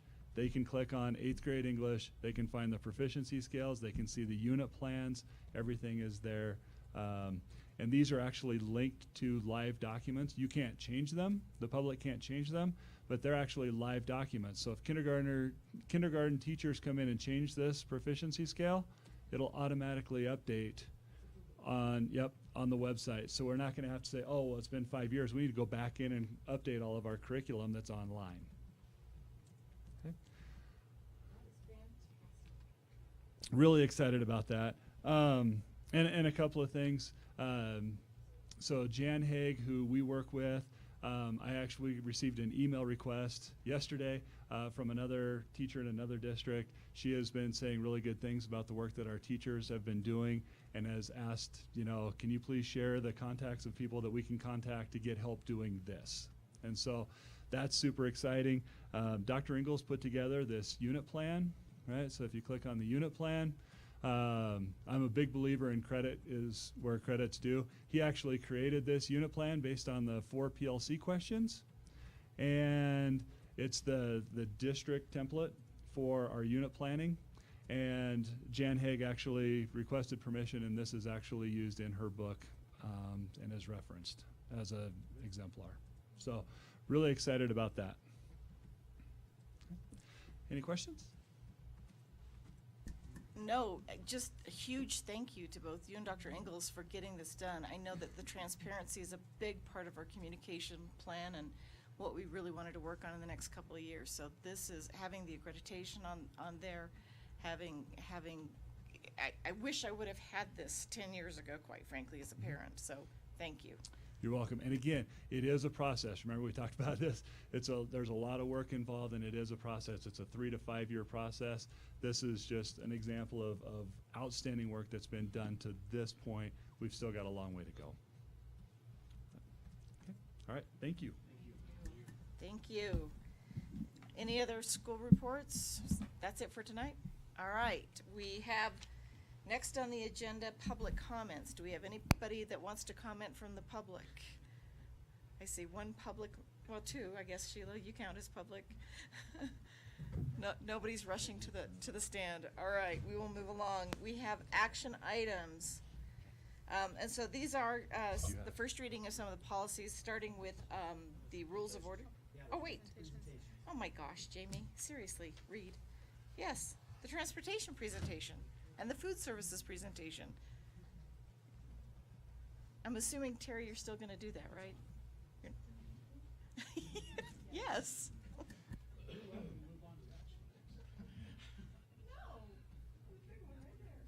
This one's better.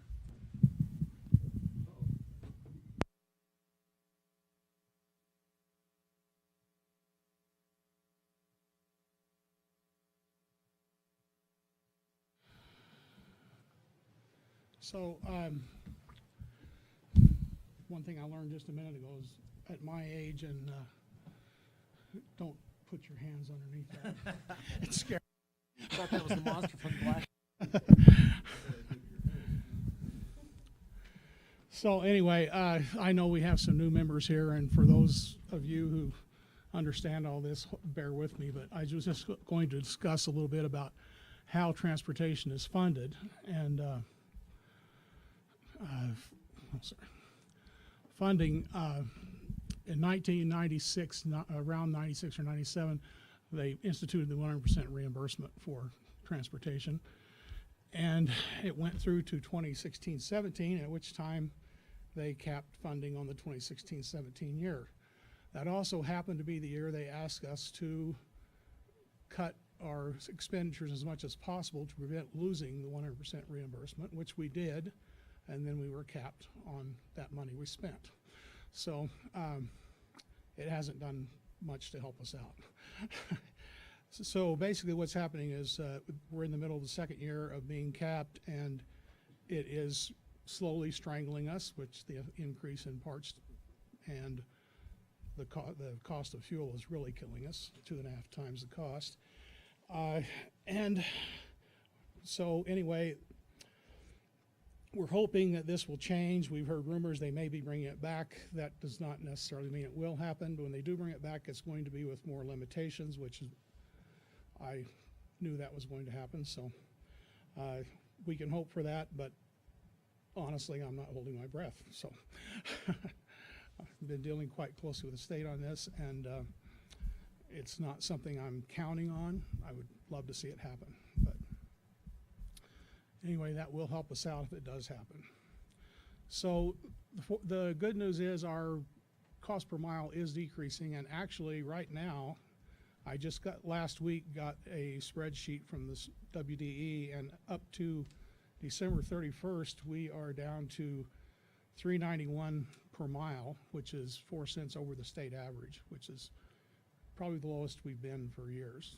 And I know you have to take this at my word, but I can tell you that if you look at operations around the state, our buses are probably as well maintained or better than almost the entire state, and our drivers are better trained than most, and I think our operation is one of the best in the state.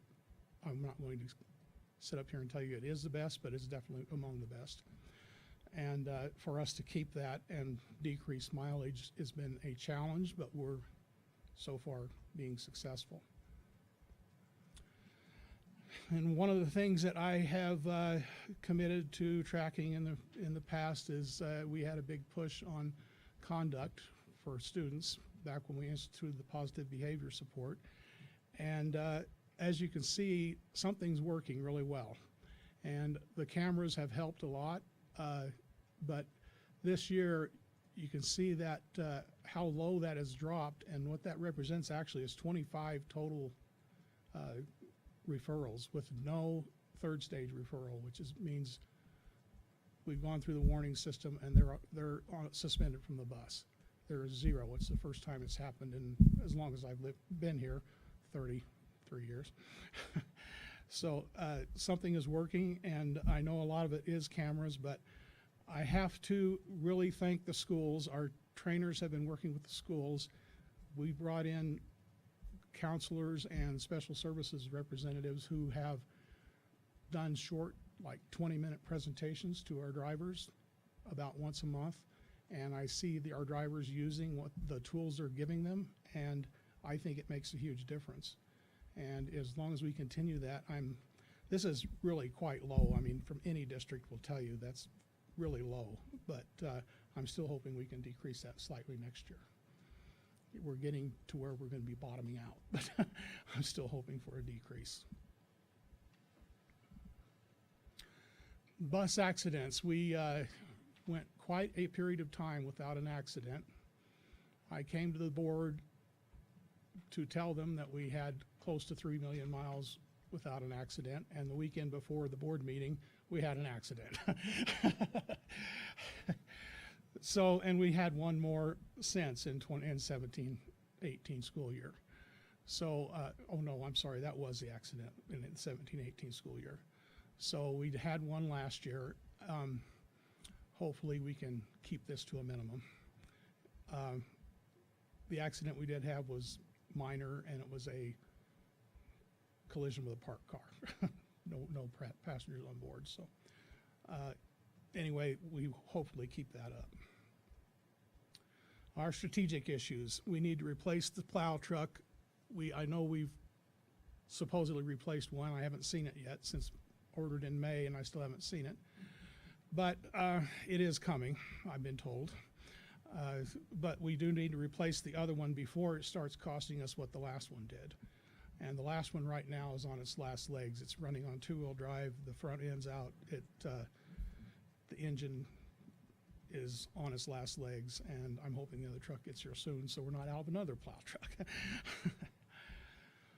The bus replacements, we, so far, unless things change, we can't replace buses. So I have heard, I'll address DARA funds later, but so far we can't replace buses unless they meet severe criteria, which we had one do that last year, and it has been replaced. We have been talking a lot in the district about activity and field trip priorities and the constraints on them that the WD has put on them. And I don't know if everyone knows, but WHSAA sanctioned organizations, or I should say events, they do reimburse 100%. What a lot of people don't realize is that just because that organization is WHSAA certified, it does not mean that everything they go to is reimbursed. So when we have an event in Casper, and it's all state event, of course it's reimbursed. When somebody wants to go to, say, Lagoon to play music, it's not reimbursed even though the program is. So we have a lot of those things we have to deal with. I just have been approached about trips to the airport, us paying the transportation for people to the airport, and I've been asked this enough, and Bubba's been asked this enough, that I actually called Justin Budd, who's the WDE representative for transportation, and none of those are reimbursed. No trips to the airport with a student are reimbursed, ever.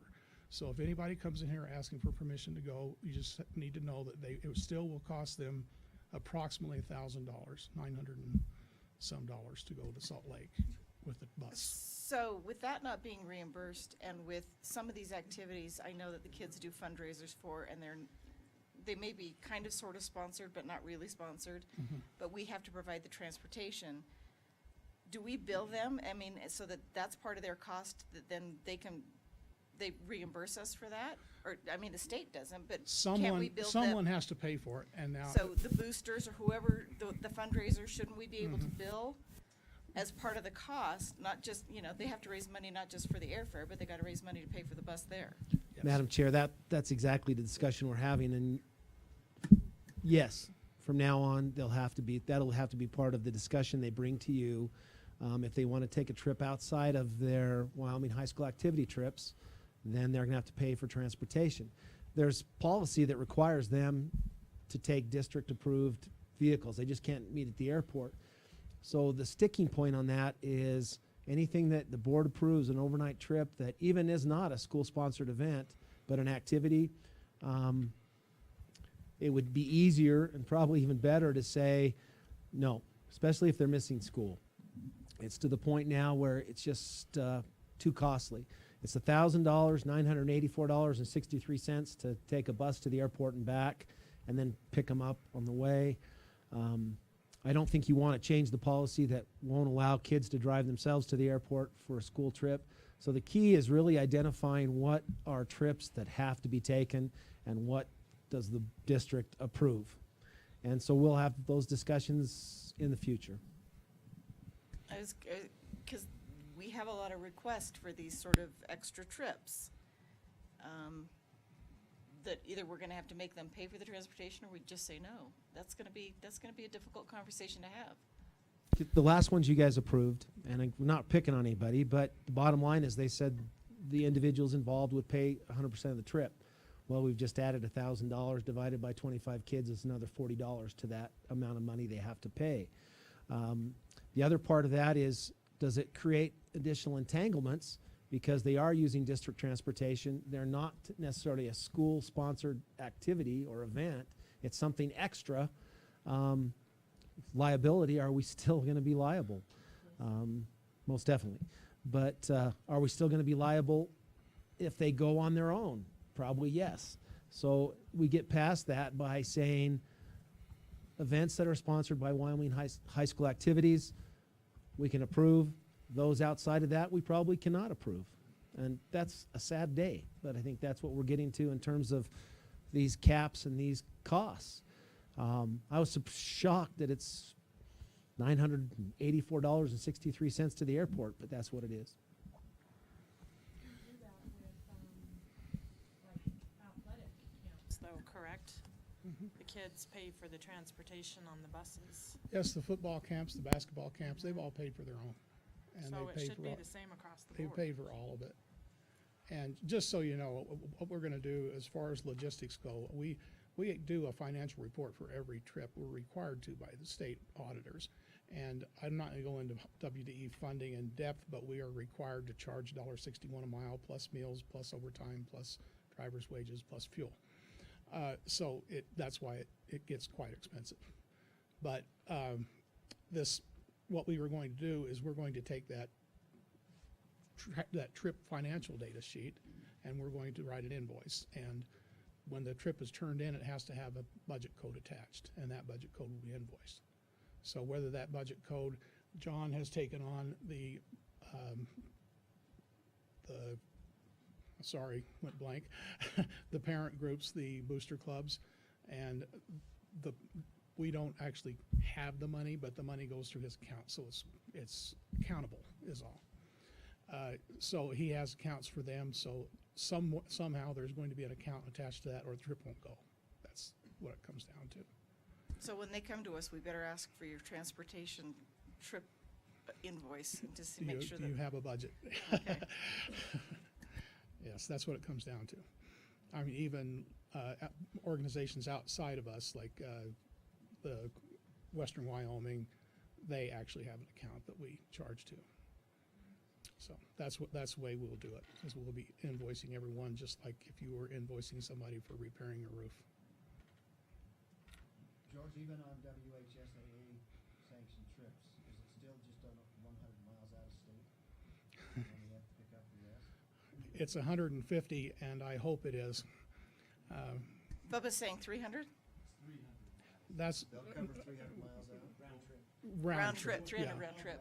Yeah. You'd have to ask permission if it's beyond 300 miles. See, that's the WHSA rules. Our rules are they will reimburse up to 150 miles one way, and I'm sorry, 150 miles out and 150 miles back. They will reimburse 300 miles outside of state. And we have trips going to Boise, and Brian Berger does just that. We deduct the cost of anything over $150. He comes up with it out of his activity budget or whatever he comes up with it out of his building budget. So 300 miles to Laramie, you have it all reimbursed, or you go 150 miles to Idaho or Utah. It's a reason why, and I appreciate people doing this. The college trips that they used to take where they went down through Mesa and all the way around the state, they've now gone to Cheyenne and then gone out in a spoke pattern from Cheyenne, which keeps it all reimbursed. So much for the kids on the bus. Yeah. But they usually manage to get, with one trip from Cheyenne, they'll get 2 or 3 school visits in. So really, they probably make 2 to 3 trips outside of Cheyenne. So they've thought it through and done a really good job of it. And it's, just some mentions on here, weekend trips. Anything on the weekend that is a field trip, as of now, it is not considered a field trip if it's on the weekend because it's not an extension of the classroom.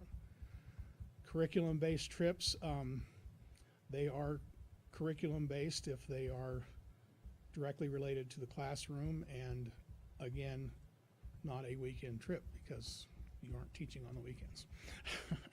So like that geology trip to Moab is probably out now.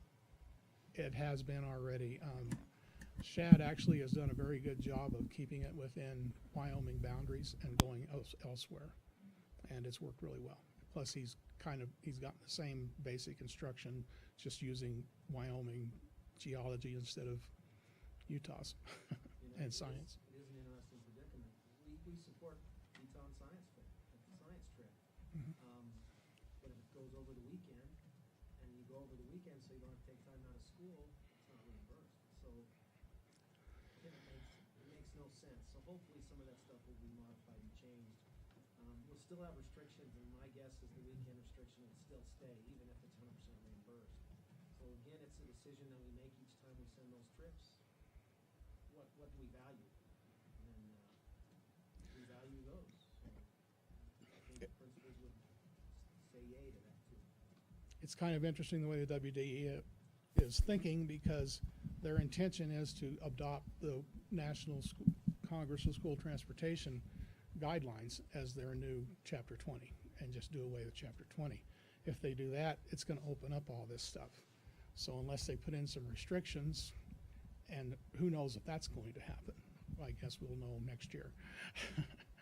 But if they do that and they open up some of these restrictions, we still don't have the money to do it. So I don't know. That's something for future discussion. You're just full of all kinds of charity stories. Yes. So I guess we've talked about how our funding is static and we still have all the same needs we've always had. And one of the things that I've cut to, I really did not want to do it. I've cut training a lot because training, I can pass up on it and not affect a kid getting to school. But eventually it's going to reflect on the quality of our operation if we can't keep it up. But for 2 years now, we've cut almost all outside training. We do a lot in-house, and in some ways we do better job in-house than we do outside. But it's some things I think you need, just like teachers, just like anybody else, you need some outside input in your training and some ideas from outside the district.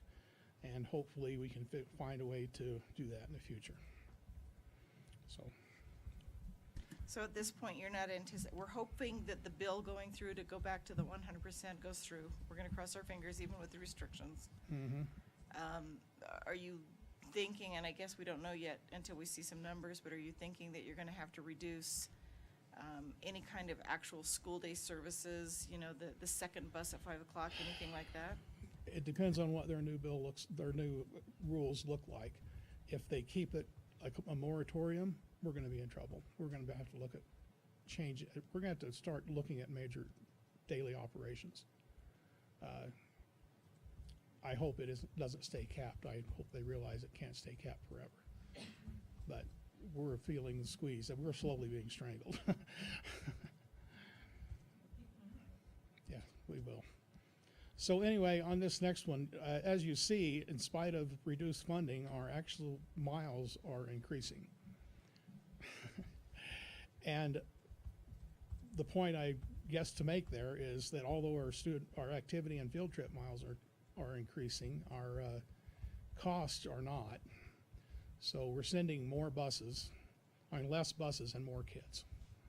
So our kids may be traveling more miles, but we're managing to keep the cost down so far. I can't imagine that will be sustainable, but so far we're doing a pretty good job of it. The age of our bus fleet, this is the age of our entire reimbursed fleet.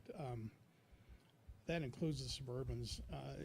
It's actually not bad if you look at this. Our buses are actually at 12.04 years if we isolate just the buses. that isn't really terrible. It's slightly higher than it used to be, but if we can't keep replacing, it's going to be an issue. So far, we've managed, thanks to you and thanks to the severe service and the DARA funds, we've managed to keep it on track without technically being able to just replace buses. So we've managed to acquire 3 in the time we would normally have acquired 4, which isn't bad, I don't think, for the funding we had. So hopefully that will, if we can keep it around 12 years, we're doing pretty well.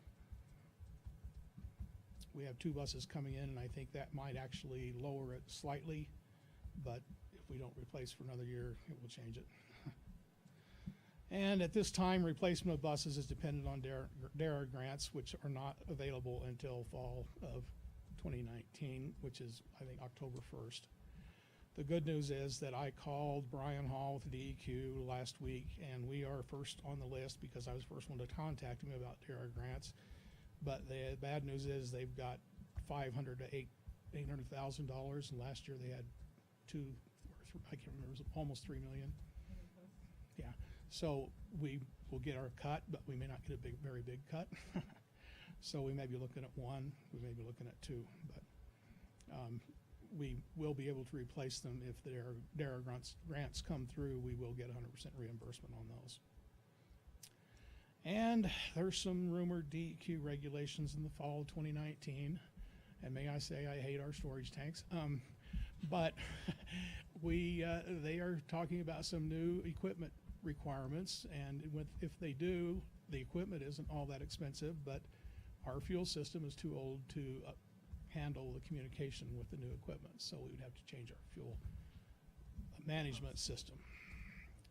The pumps, it's not necessarily the dispenser pumps themselves, but the controls for the dispenser pump, and it requires wiring into, so we have communication with our computers into which I think that there is conduit there to do it, but it's still going to be an expense. And I can't tell you exactly what's going to be required. I can't tell you for sure it is, but that's what we hear. So just something to look forward to.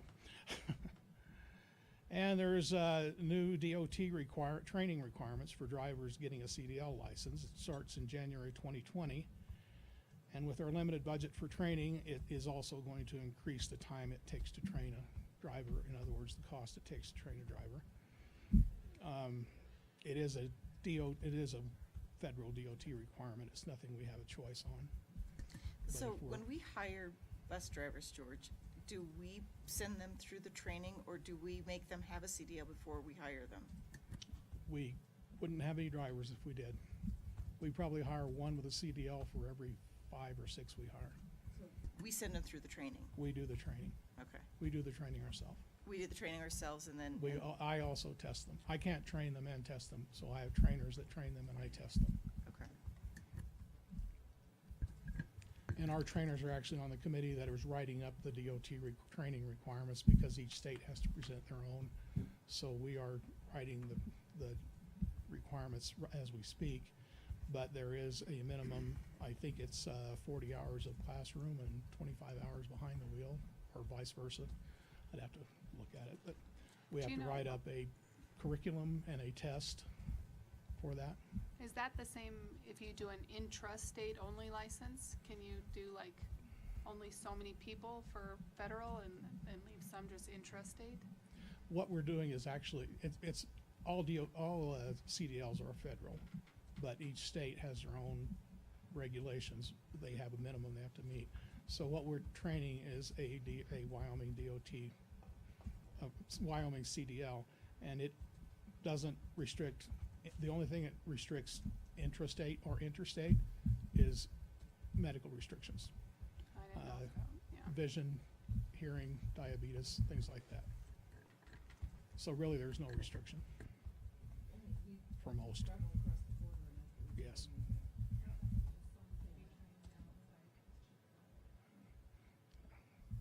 And that's the other thing they did recently is if we got somebody in with an ACDL that's been driving a tanker truck or something like that, and he wants to get his BPS, which is the bus and passenger school bus endorsements, he has to retake the whole test. He can't just take, So if you've got somebody that's been a snowplow driver for, 20 years, wants to retire and be a bus driver, they've got to take a different test? yes. We just hired a woman that's been a over-the-road truck driver with hazmat, everything, for 17 years, and she had to take her whole test to get the school bus. Okay. That just happened about 4 years ago. Hazmat, children. Yeah, well, I won't comment.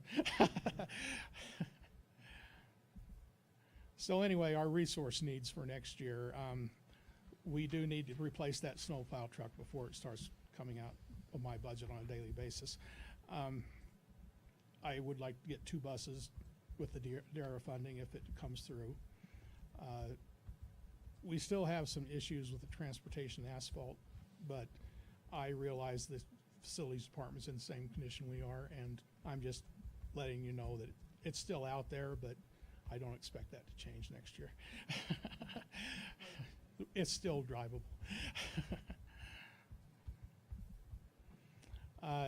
So the DEQ will have some DARA funds available this October for buses that meet those replacement guidelines. That is an issue. I think I have probably 11 buses that meet that replacement guideline. So that's not an issue at all. And as long as our budget is capped, we aren't going to be spending too much money, so I guess that's potential savings.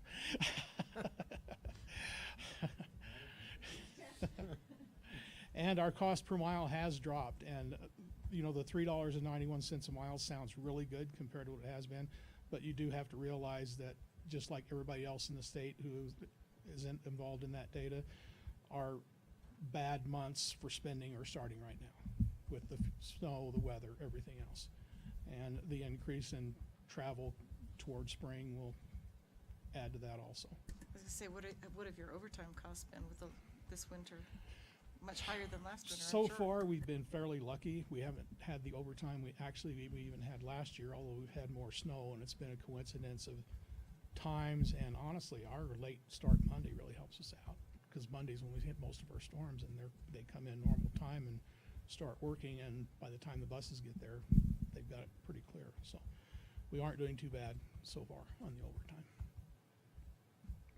And we did form, after that accident last year, we formed a transportation safety committee, which also everybody was advised to do that by the DOT when they started talking about this training program, because they said if you have an accident, they're going to look at if you have that, and it's going to reflect badly on you if you don't. So we will be looking at every accident we see. We're going to evaluate the camera footage we have, witnesses, everything, and then we will, as a committee, we will decide if there is any training issues we need to deal with, or if we need to talk to the driver and see why they did what they did, and even as far as actual discipline. So I'm hoping that will long-term save us some money. I can't quantify that. I can't give you any figures, but I'm hoping it will save us money in the long term. So in conclusion, we can maintain our bus replacement plan if we take our opportunities for grants when they come up. And it sounds to me like we will have it, but again, I'm not going to hold my breath on that either. Training new drivers, it's going to take more time and personnel costs next year. That's something we will just have to figure out how to deal with. I've heard of people talking about charging, requiring drivers to pay for things and stuff like that, but honestly, it costs a person coming in the door right now over $200 to start working for us, between the physicals, the driver's license charges, the background checks, everything else. And to ask somebody to pay more than that to do a 4-hour-a-day job with no benefits, we aren't going to get anybody. So we're having enough time getting people already. So we have proven that we can maintain our operation with less funding, but again, if it doesn't change, it's going to start wearing on us, and we're going to have some hard discussions. So that's all I have. Do you have any questions? Thank you. Thank you.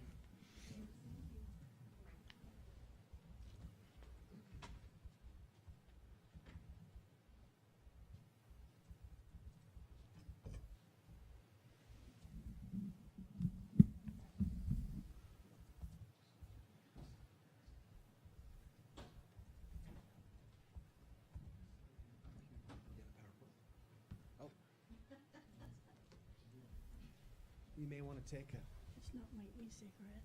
a few-minute break here. I'm sorry, I don't.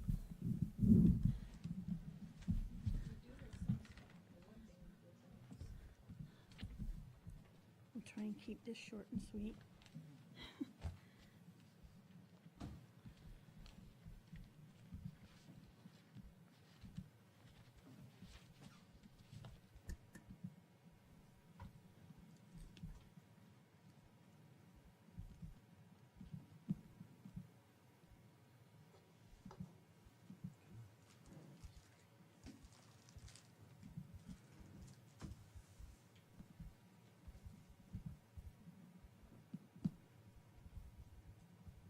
Talk amongst yourselves.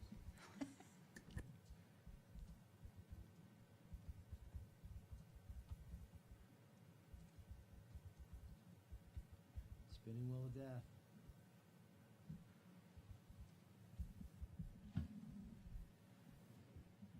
Where'd Jared go? Does he have a computer? Oh, there he goes. Oh, here it is. Here goes. It must be the nutrition one.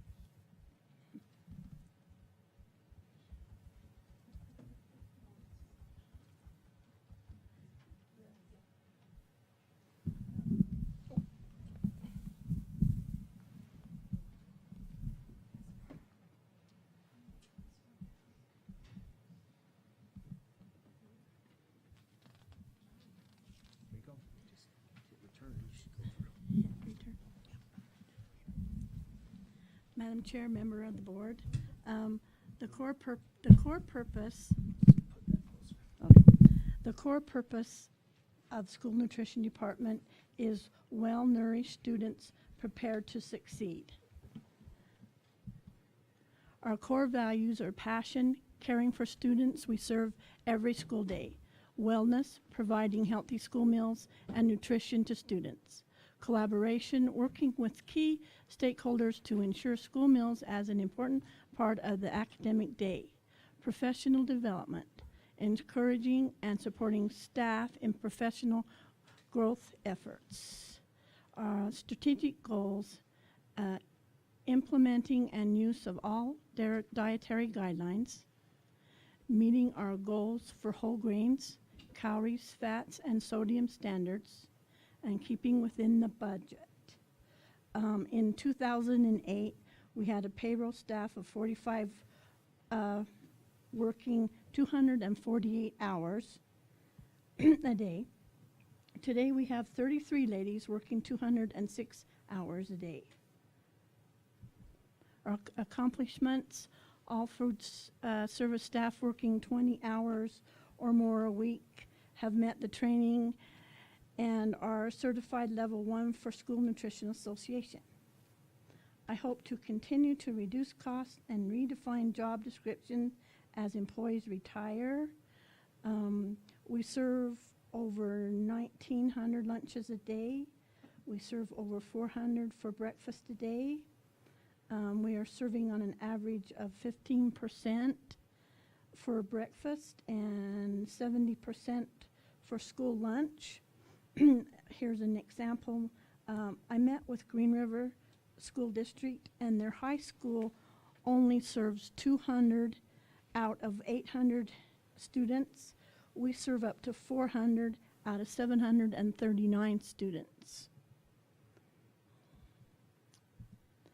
Objectives and resources needed. This next year, we're hoping to get approved to purchase a new combi oven. We purchased one in 2016 for $19,000. We have 2 ovens that are not working. We've called in Hobart. They are back. They don't have the repairman can't seem to come to us too often. He's always like a couple months out. They're just not working. Okay, stupid question number 1. What's a combi oven? Combi oven steams and also bakes. Bakes and But it steams? steams with water. There's water hooked right up to it. Okay. and my cooks will have to cook something, and so that takes up to 2 ovens away from the bakery, and so that's putting the bakery behind. But if I had another oven to go with our one combi oven, I think that would make it so my bakery could just keep going instead of having to hurry up at the end of the day.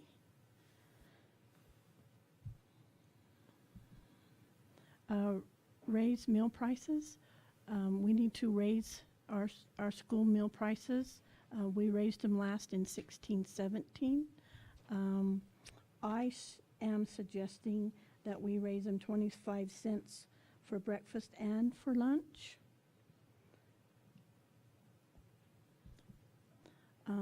Summer food service program.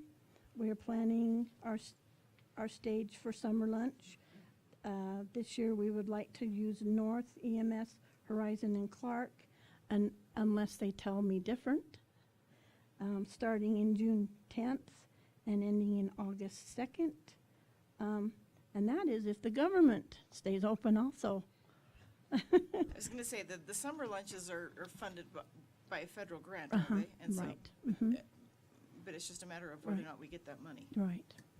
So, anyway, I am grateful to be able to say I'm a part of the Uena County School District Number 1.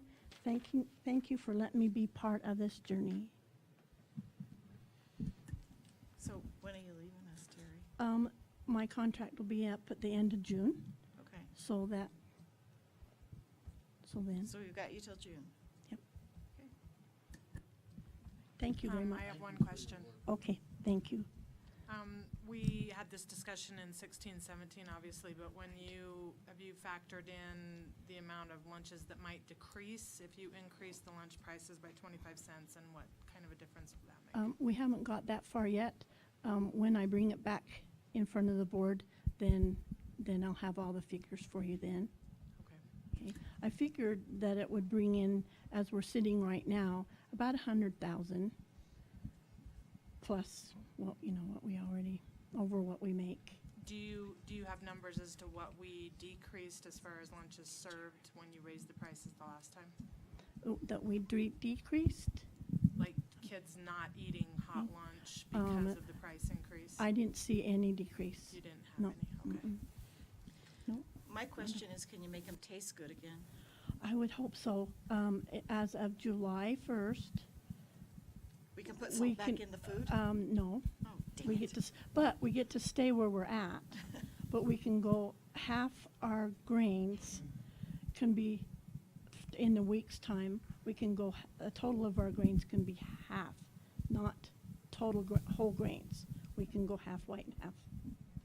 So it might taste good again, and you Well- might not have as much in the trash. Okay.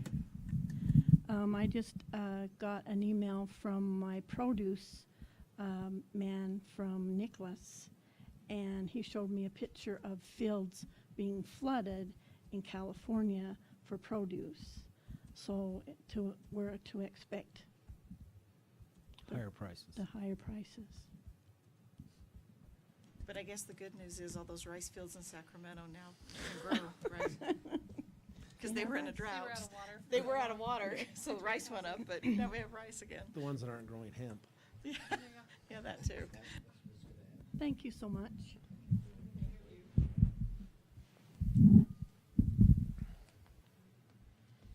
Thank you, Terry. All right, thank you. Now I think we're ready for action items. I think we're ready. Hopefully we'll whiz on through. So the first item on action items is the policy BDDE. This was the policy that we had in January for discussion regarding adopting the rules of order for the board. Exactly. Madam Chair, members of the board, I recommend that you approve on first reading policy BDDE, rules of order. Really what the change is the informal Robert's Rules of Orders is what we put into policy. Madam Chair, I make the motion. Second that motion. I'm assuming the. Should be more formal. That's good, thank you. Stop. I'm assuming it's a motion to approve Yes. on first reading, okay. And Dave, you seconded. All right, any discussion on the motion? All those in favor? Aye. Any opposed? Fantastic. Next, we have the first reading of what we discussed earlier on the executive sessions, BDC-E. Madam Chair, members of the board, we recognize and recommend that you approve the executive session BDC-E at first reading. Madam Chairman, I move that we approve the policy BBBA. No, BDCE. BDC-E. Second. Second by Caleb. Any discussion on the motion? All right, all those in favor, say aye. Aye. Any opposed? Next would be policy BBBA. This is the board member qualifications that we discussed earlier. Madam Chair, we recommend that you approve BBBA at first reading with the changes that have been proposed. Madam Chair, I'll go ahead and move that we pass policy BBBA on first reading. Have a motion by Cassie? A second by Krista. Any discussion on the motion? All right, all those in favor? Aye. Any opposed? And next, we have the policy BD, which is the school board meetings policy. Madam Chair, members of the board, we recommend that you approve policy BD with the changes that have been highlighted and the addition of the electronic participation at school board meetings on first reading. Madam Chair, I make a motion that we accept policy BD as been outlined by Superintendent Thomas. Okay, we have a motion by Caleb, Second. second by Kay. Any discussion on the motion? All those in favor? Aye. Any opposed? Okay, motion carries. Next, we have the first reading of policy EEBD. I tell you, this is killing me. Business Personnel Transportation Services as presented to the board. Madam Chair, members of the board, we recommend that you approve policy EEBD, which puts us in compliance with our federal grants in terms of reimbursement and at first reading. Entertain a motion? Madam Chair, I'll make that motion for policy EEBD. Okay, we have a motion. Do we have a second? Second that motion. Second by Dave. Any discussion on the motion? All right, all those in favor of approving EEBD on first reading, say aye. Aye. Any opposed? Okay, now we have the 6th through 8th science program and purchase materials. Madam Chair, members of the board, we recommend that you approve the 6-8 science program and purchase materials as was presented at the January board meeting. There has been no changes. The Assistant Superintendent Rigby can answer any questions about that purchase. We're excited about this purchase, as you can recall the presentation by our science teachers. So we, again, recommend that you approve this. Okay, do we have a motion to approve the 6th through 8th science curriculum? Madam Chair, I move that we approve the 6th through 8th science program and purchase materials. Do we have a second? Second. Second by Jenny. Any discussion on the motion? I had one question, Mr. Rigby, and that was we were gonna limit sort of that extra material, I think. Can you remind me of what that limitation was? Board Member Cox asked the question about other districts around us, whether they buy the actual student workbooks or not. That was the question. I actually asked the person that our sales rep, and he does Utah, Colorado, Wyoming, Montana, Nebraska, and all of the schools, it was really a mix, but there were more schools that bought the student workbooks than did not. And so even in Wyoming, there's 2 school districts that are currently using it. One of them buys the student workbooks, the other one does not. So based on that mixed result, we did decide that we were going to buy student workbooks for all students for the first year. We'll use those. We'll see how that plays out, which units they're going to use, they may use the whole thing, they may use parts of it. So then we would come back to you next year about this time with another proposal moving forward, with purchasing student workbooks moving forward in the units that they use them. And that was my memories, that we were just gonna do 1 year of that workbook material, and that's what the motion would be approving, is that 1 year. That's correct. The bid that you have in your board packet represents 1 year's worth of student workbooks for all students. All right, And how many years was the program altogether? 8 years. any other discussion on the motion? All right, all those in favor, say aye. Aye. Any opposed? Carries unanimously. All right, we have item G is our personnel. We have services contract and some resignations. Madam Chair, members of the board, the first one, we recommend that you approve the related service contract that you do have access to in board docs. Any questions I can answer? Some, I think. This is for services that include academics and social work services.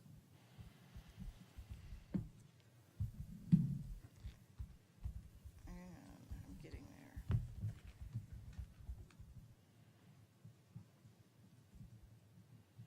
Okay, do we have a motion to approve the related services contract? Madam Chairman, I move that we approve the related service agreement with Hayden Peak Academy. I'll second the motion. Second by Kay. Any discussion on the motion? All right, all those in favor, say aye. Aye. Any opposed? I forgot to ask for discussion. Hopefully there wasn't any. And then the resignations, that we need to approve those as well? Madam Chair, members of the board, we do have 5 resignations that have been submitted as of today. We recommend that you approve these resignations. What this allows us to do, of course, is begin to open those positions up and have individuals apply for them, so. But all of these are gonna fulfill the contract, or they're not? Yes. So they'll. Yeah, they'll this is fulfill at the end contracts. of their So contract. the end of June, Yes. kind of thing, okay. Mhm. And this is a result of that early notification that we provide. Right. And so we appreciate their willingness to let us know early so we can find teachers. At this point, we're potentially looking for 2 math teachers, which will be a challenge for us. And this is 4 or 5? This is 4. All right, do we have a motion to accept the 4 resignations as presented?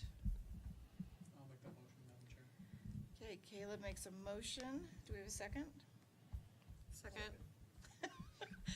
Take your pick. I think we had Cassie. Okay, we'll make it Cassie. You beat me. Do we have any discussion on the motion? All right, all those in favor of accepting the resignations, say aye. Aye. Any opposed? They are approved. Okay, we're down to board roundtable. We'll start down at your end, Cassie, if anybody has anything. I don't have anything. No? I do, since I have a grandson, not a granddaughter, I attended conference swim, and I hadn't been around the Davis pool very much till the last couple of weekends. I want to commend John and his staff on everything that was done for that Davis pool. It's remarkable, the remodel that they've done. It looks even safer, not just cleaner, but safer. And I also want to commend Mr. O'Neill. I know he just passes it on to the people that he said took care of it, but he has to find those people. And to run a conference swim meet, it was really first class. Everything worked. The scoreboard's beautiful. Only one little delay. Diving always screws it up, right, Coach? Yeah, my daughter's a diver. Yeah, I know. They take that pause for diving, and then it seems like you gotta spur the horse to get back going after you come back to swim. Really commendable, the way it went. And again, the facility was fantastic. Coach, pass on to your people you hired on the computers, starters, officials, heat sheet, or whatever you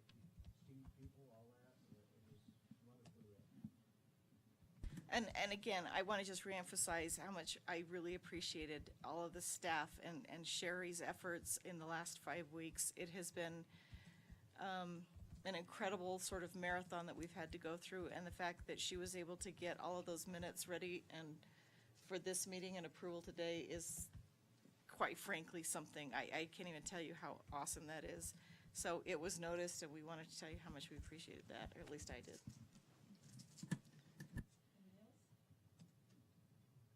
I'd like to piggyback on that, the job well done, Jerry. Thank you, Dave. There's a lot behind the scenes that we don't see. It's like the AD, he's damned if he does, or he's damned if he doesn't. But I've been there before, so. And also all of you that were able to attend all those meetings and your input. It was really a healthy discussion we had last week. Thank you. All right, I think that is it for tonight, folks. Madam Chairman, I move we adjourn. We have a motion to adjourn. A second? Jenny? All right, I'm not going to say all in favor. We're done. That's right.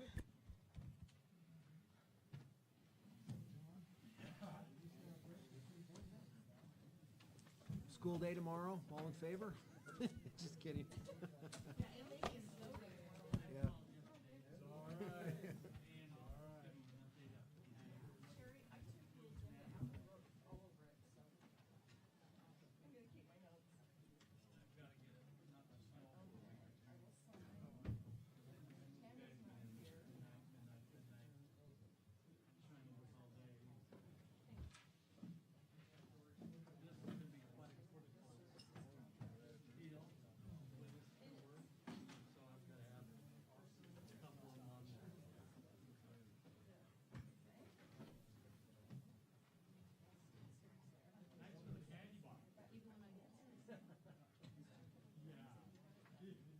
Nice job, George. Thank you.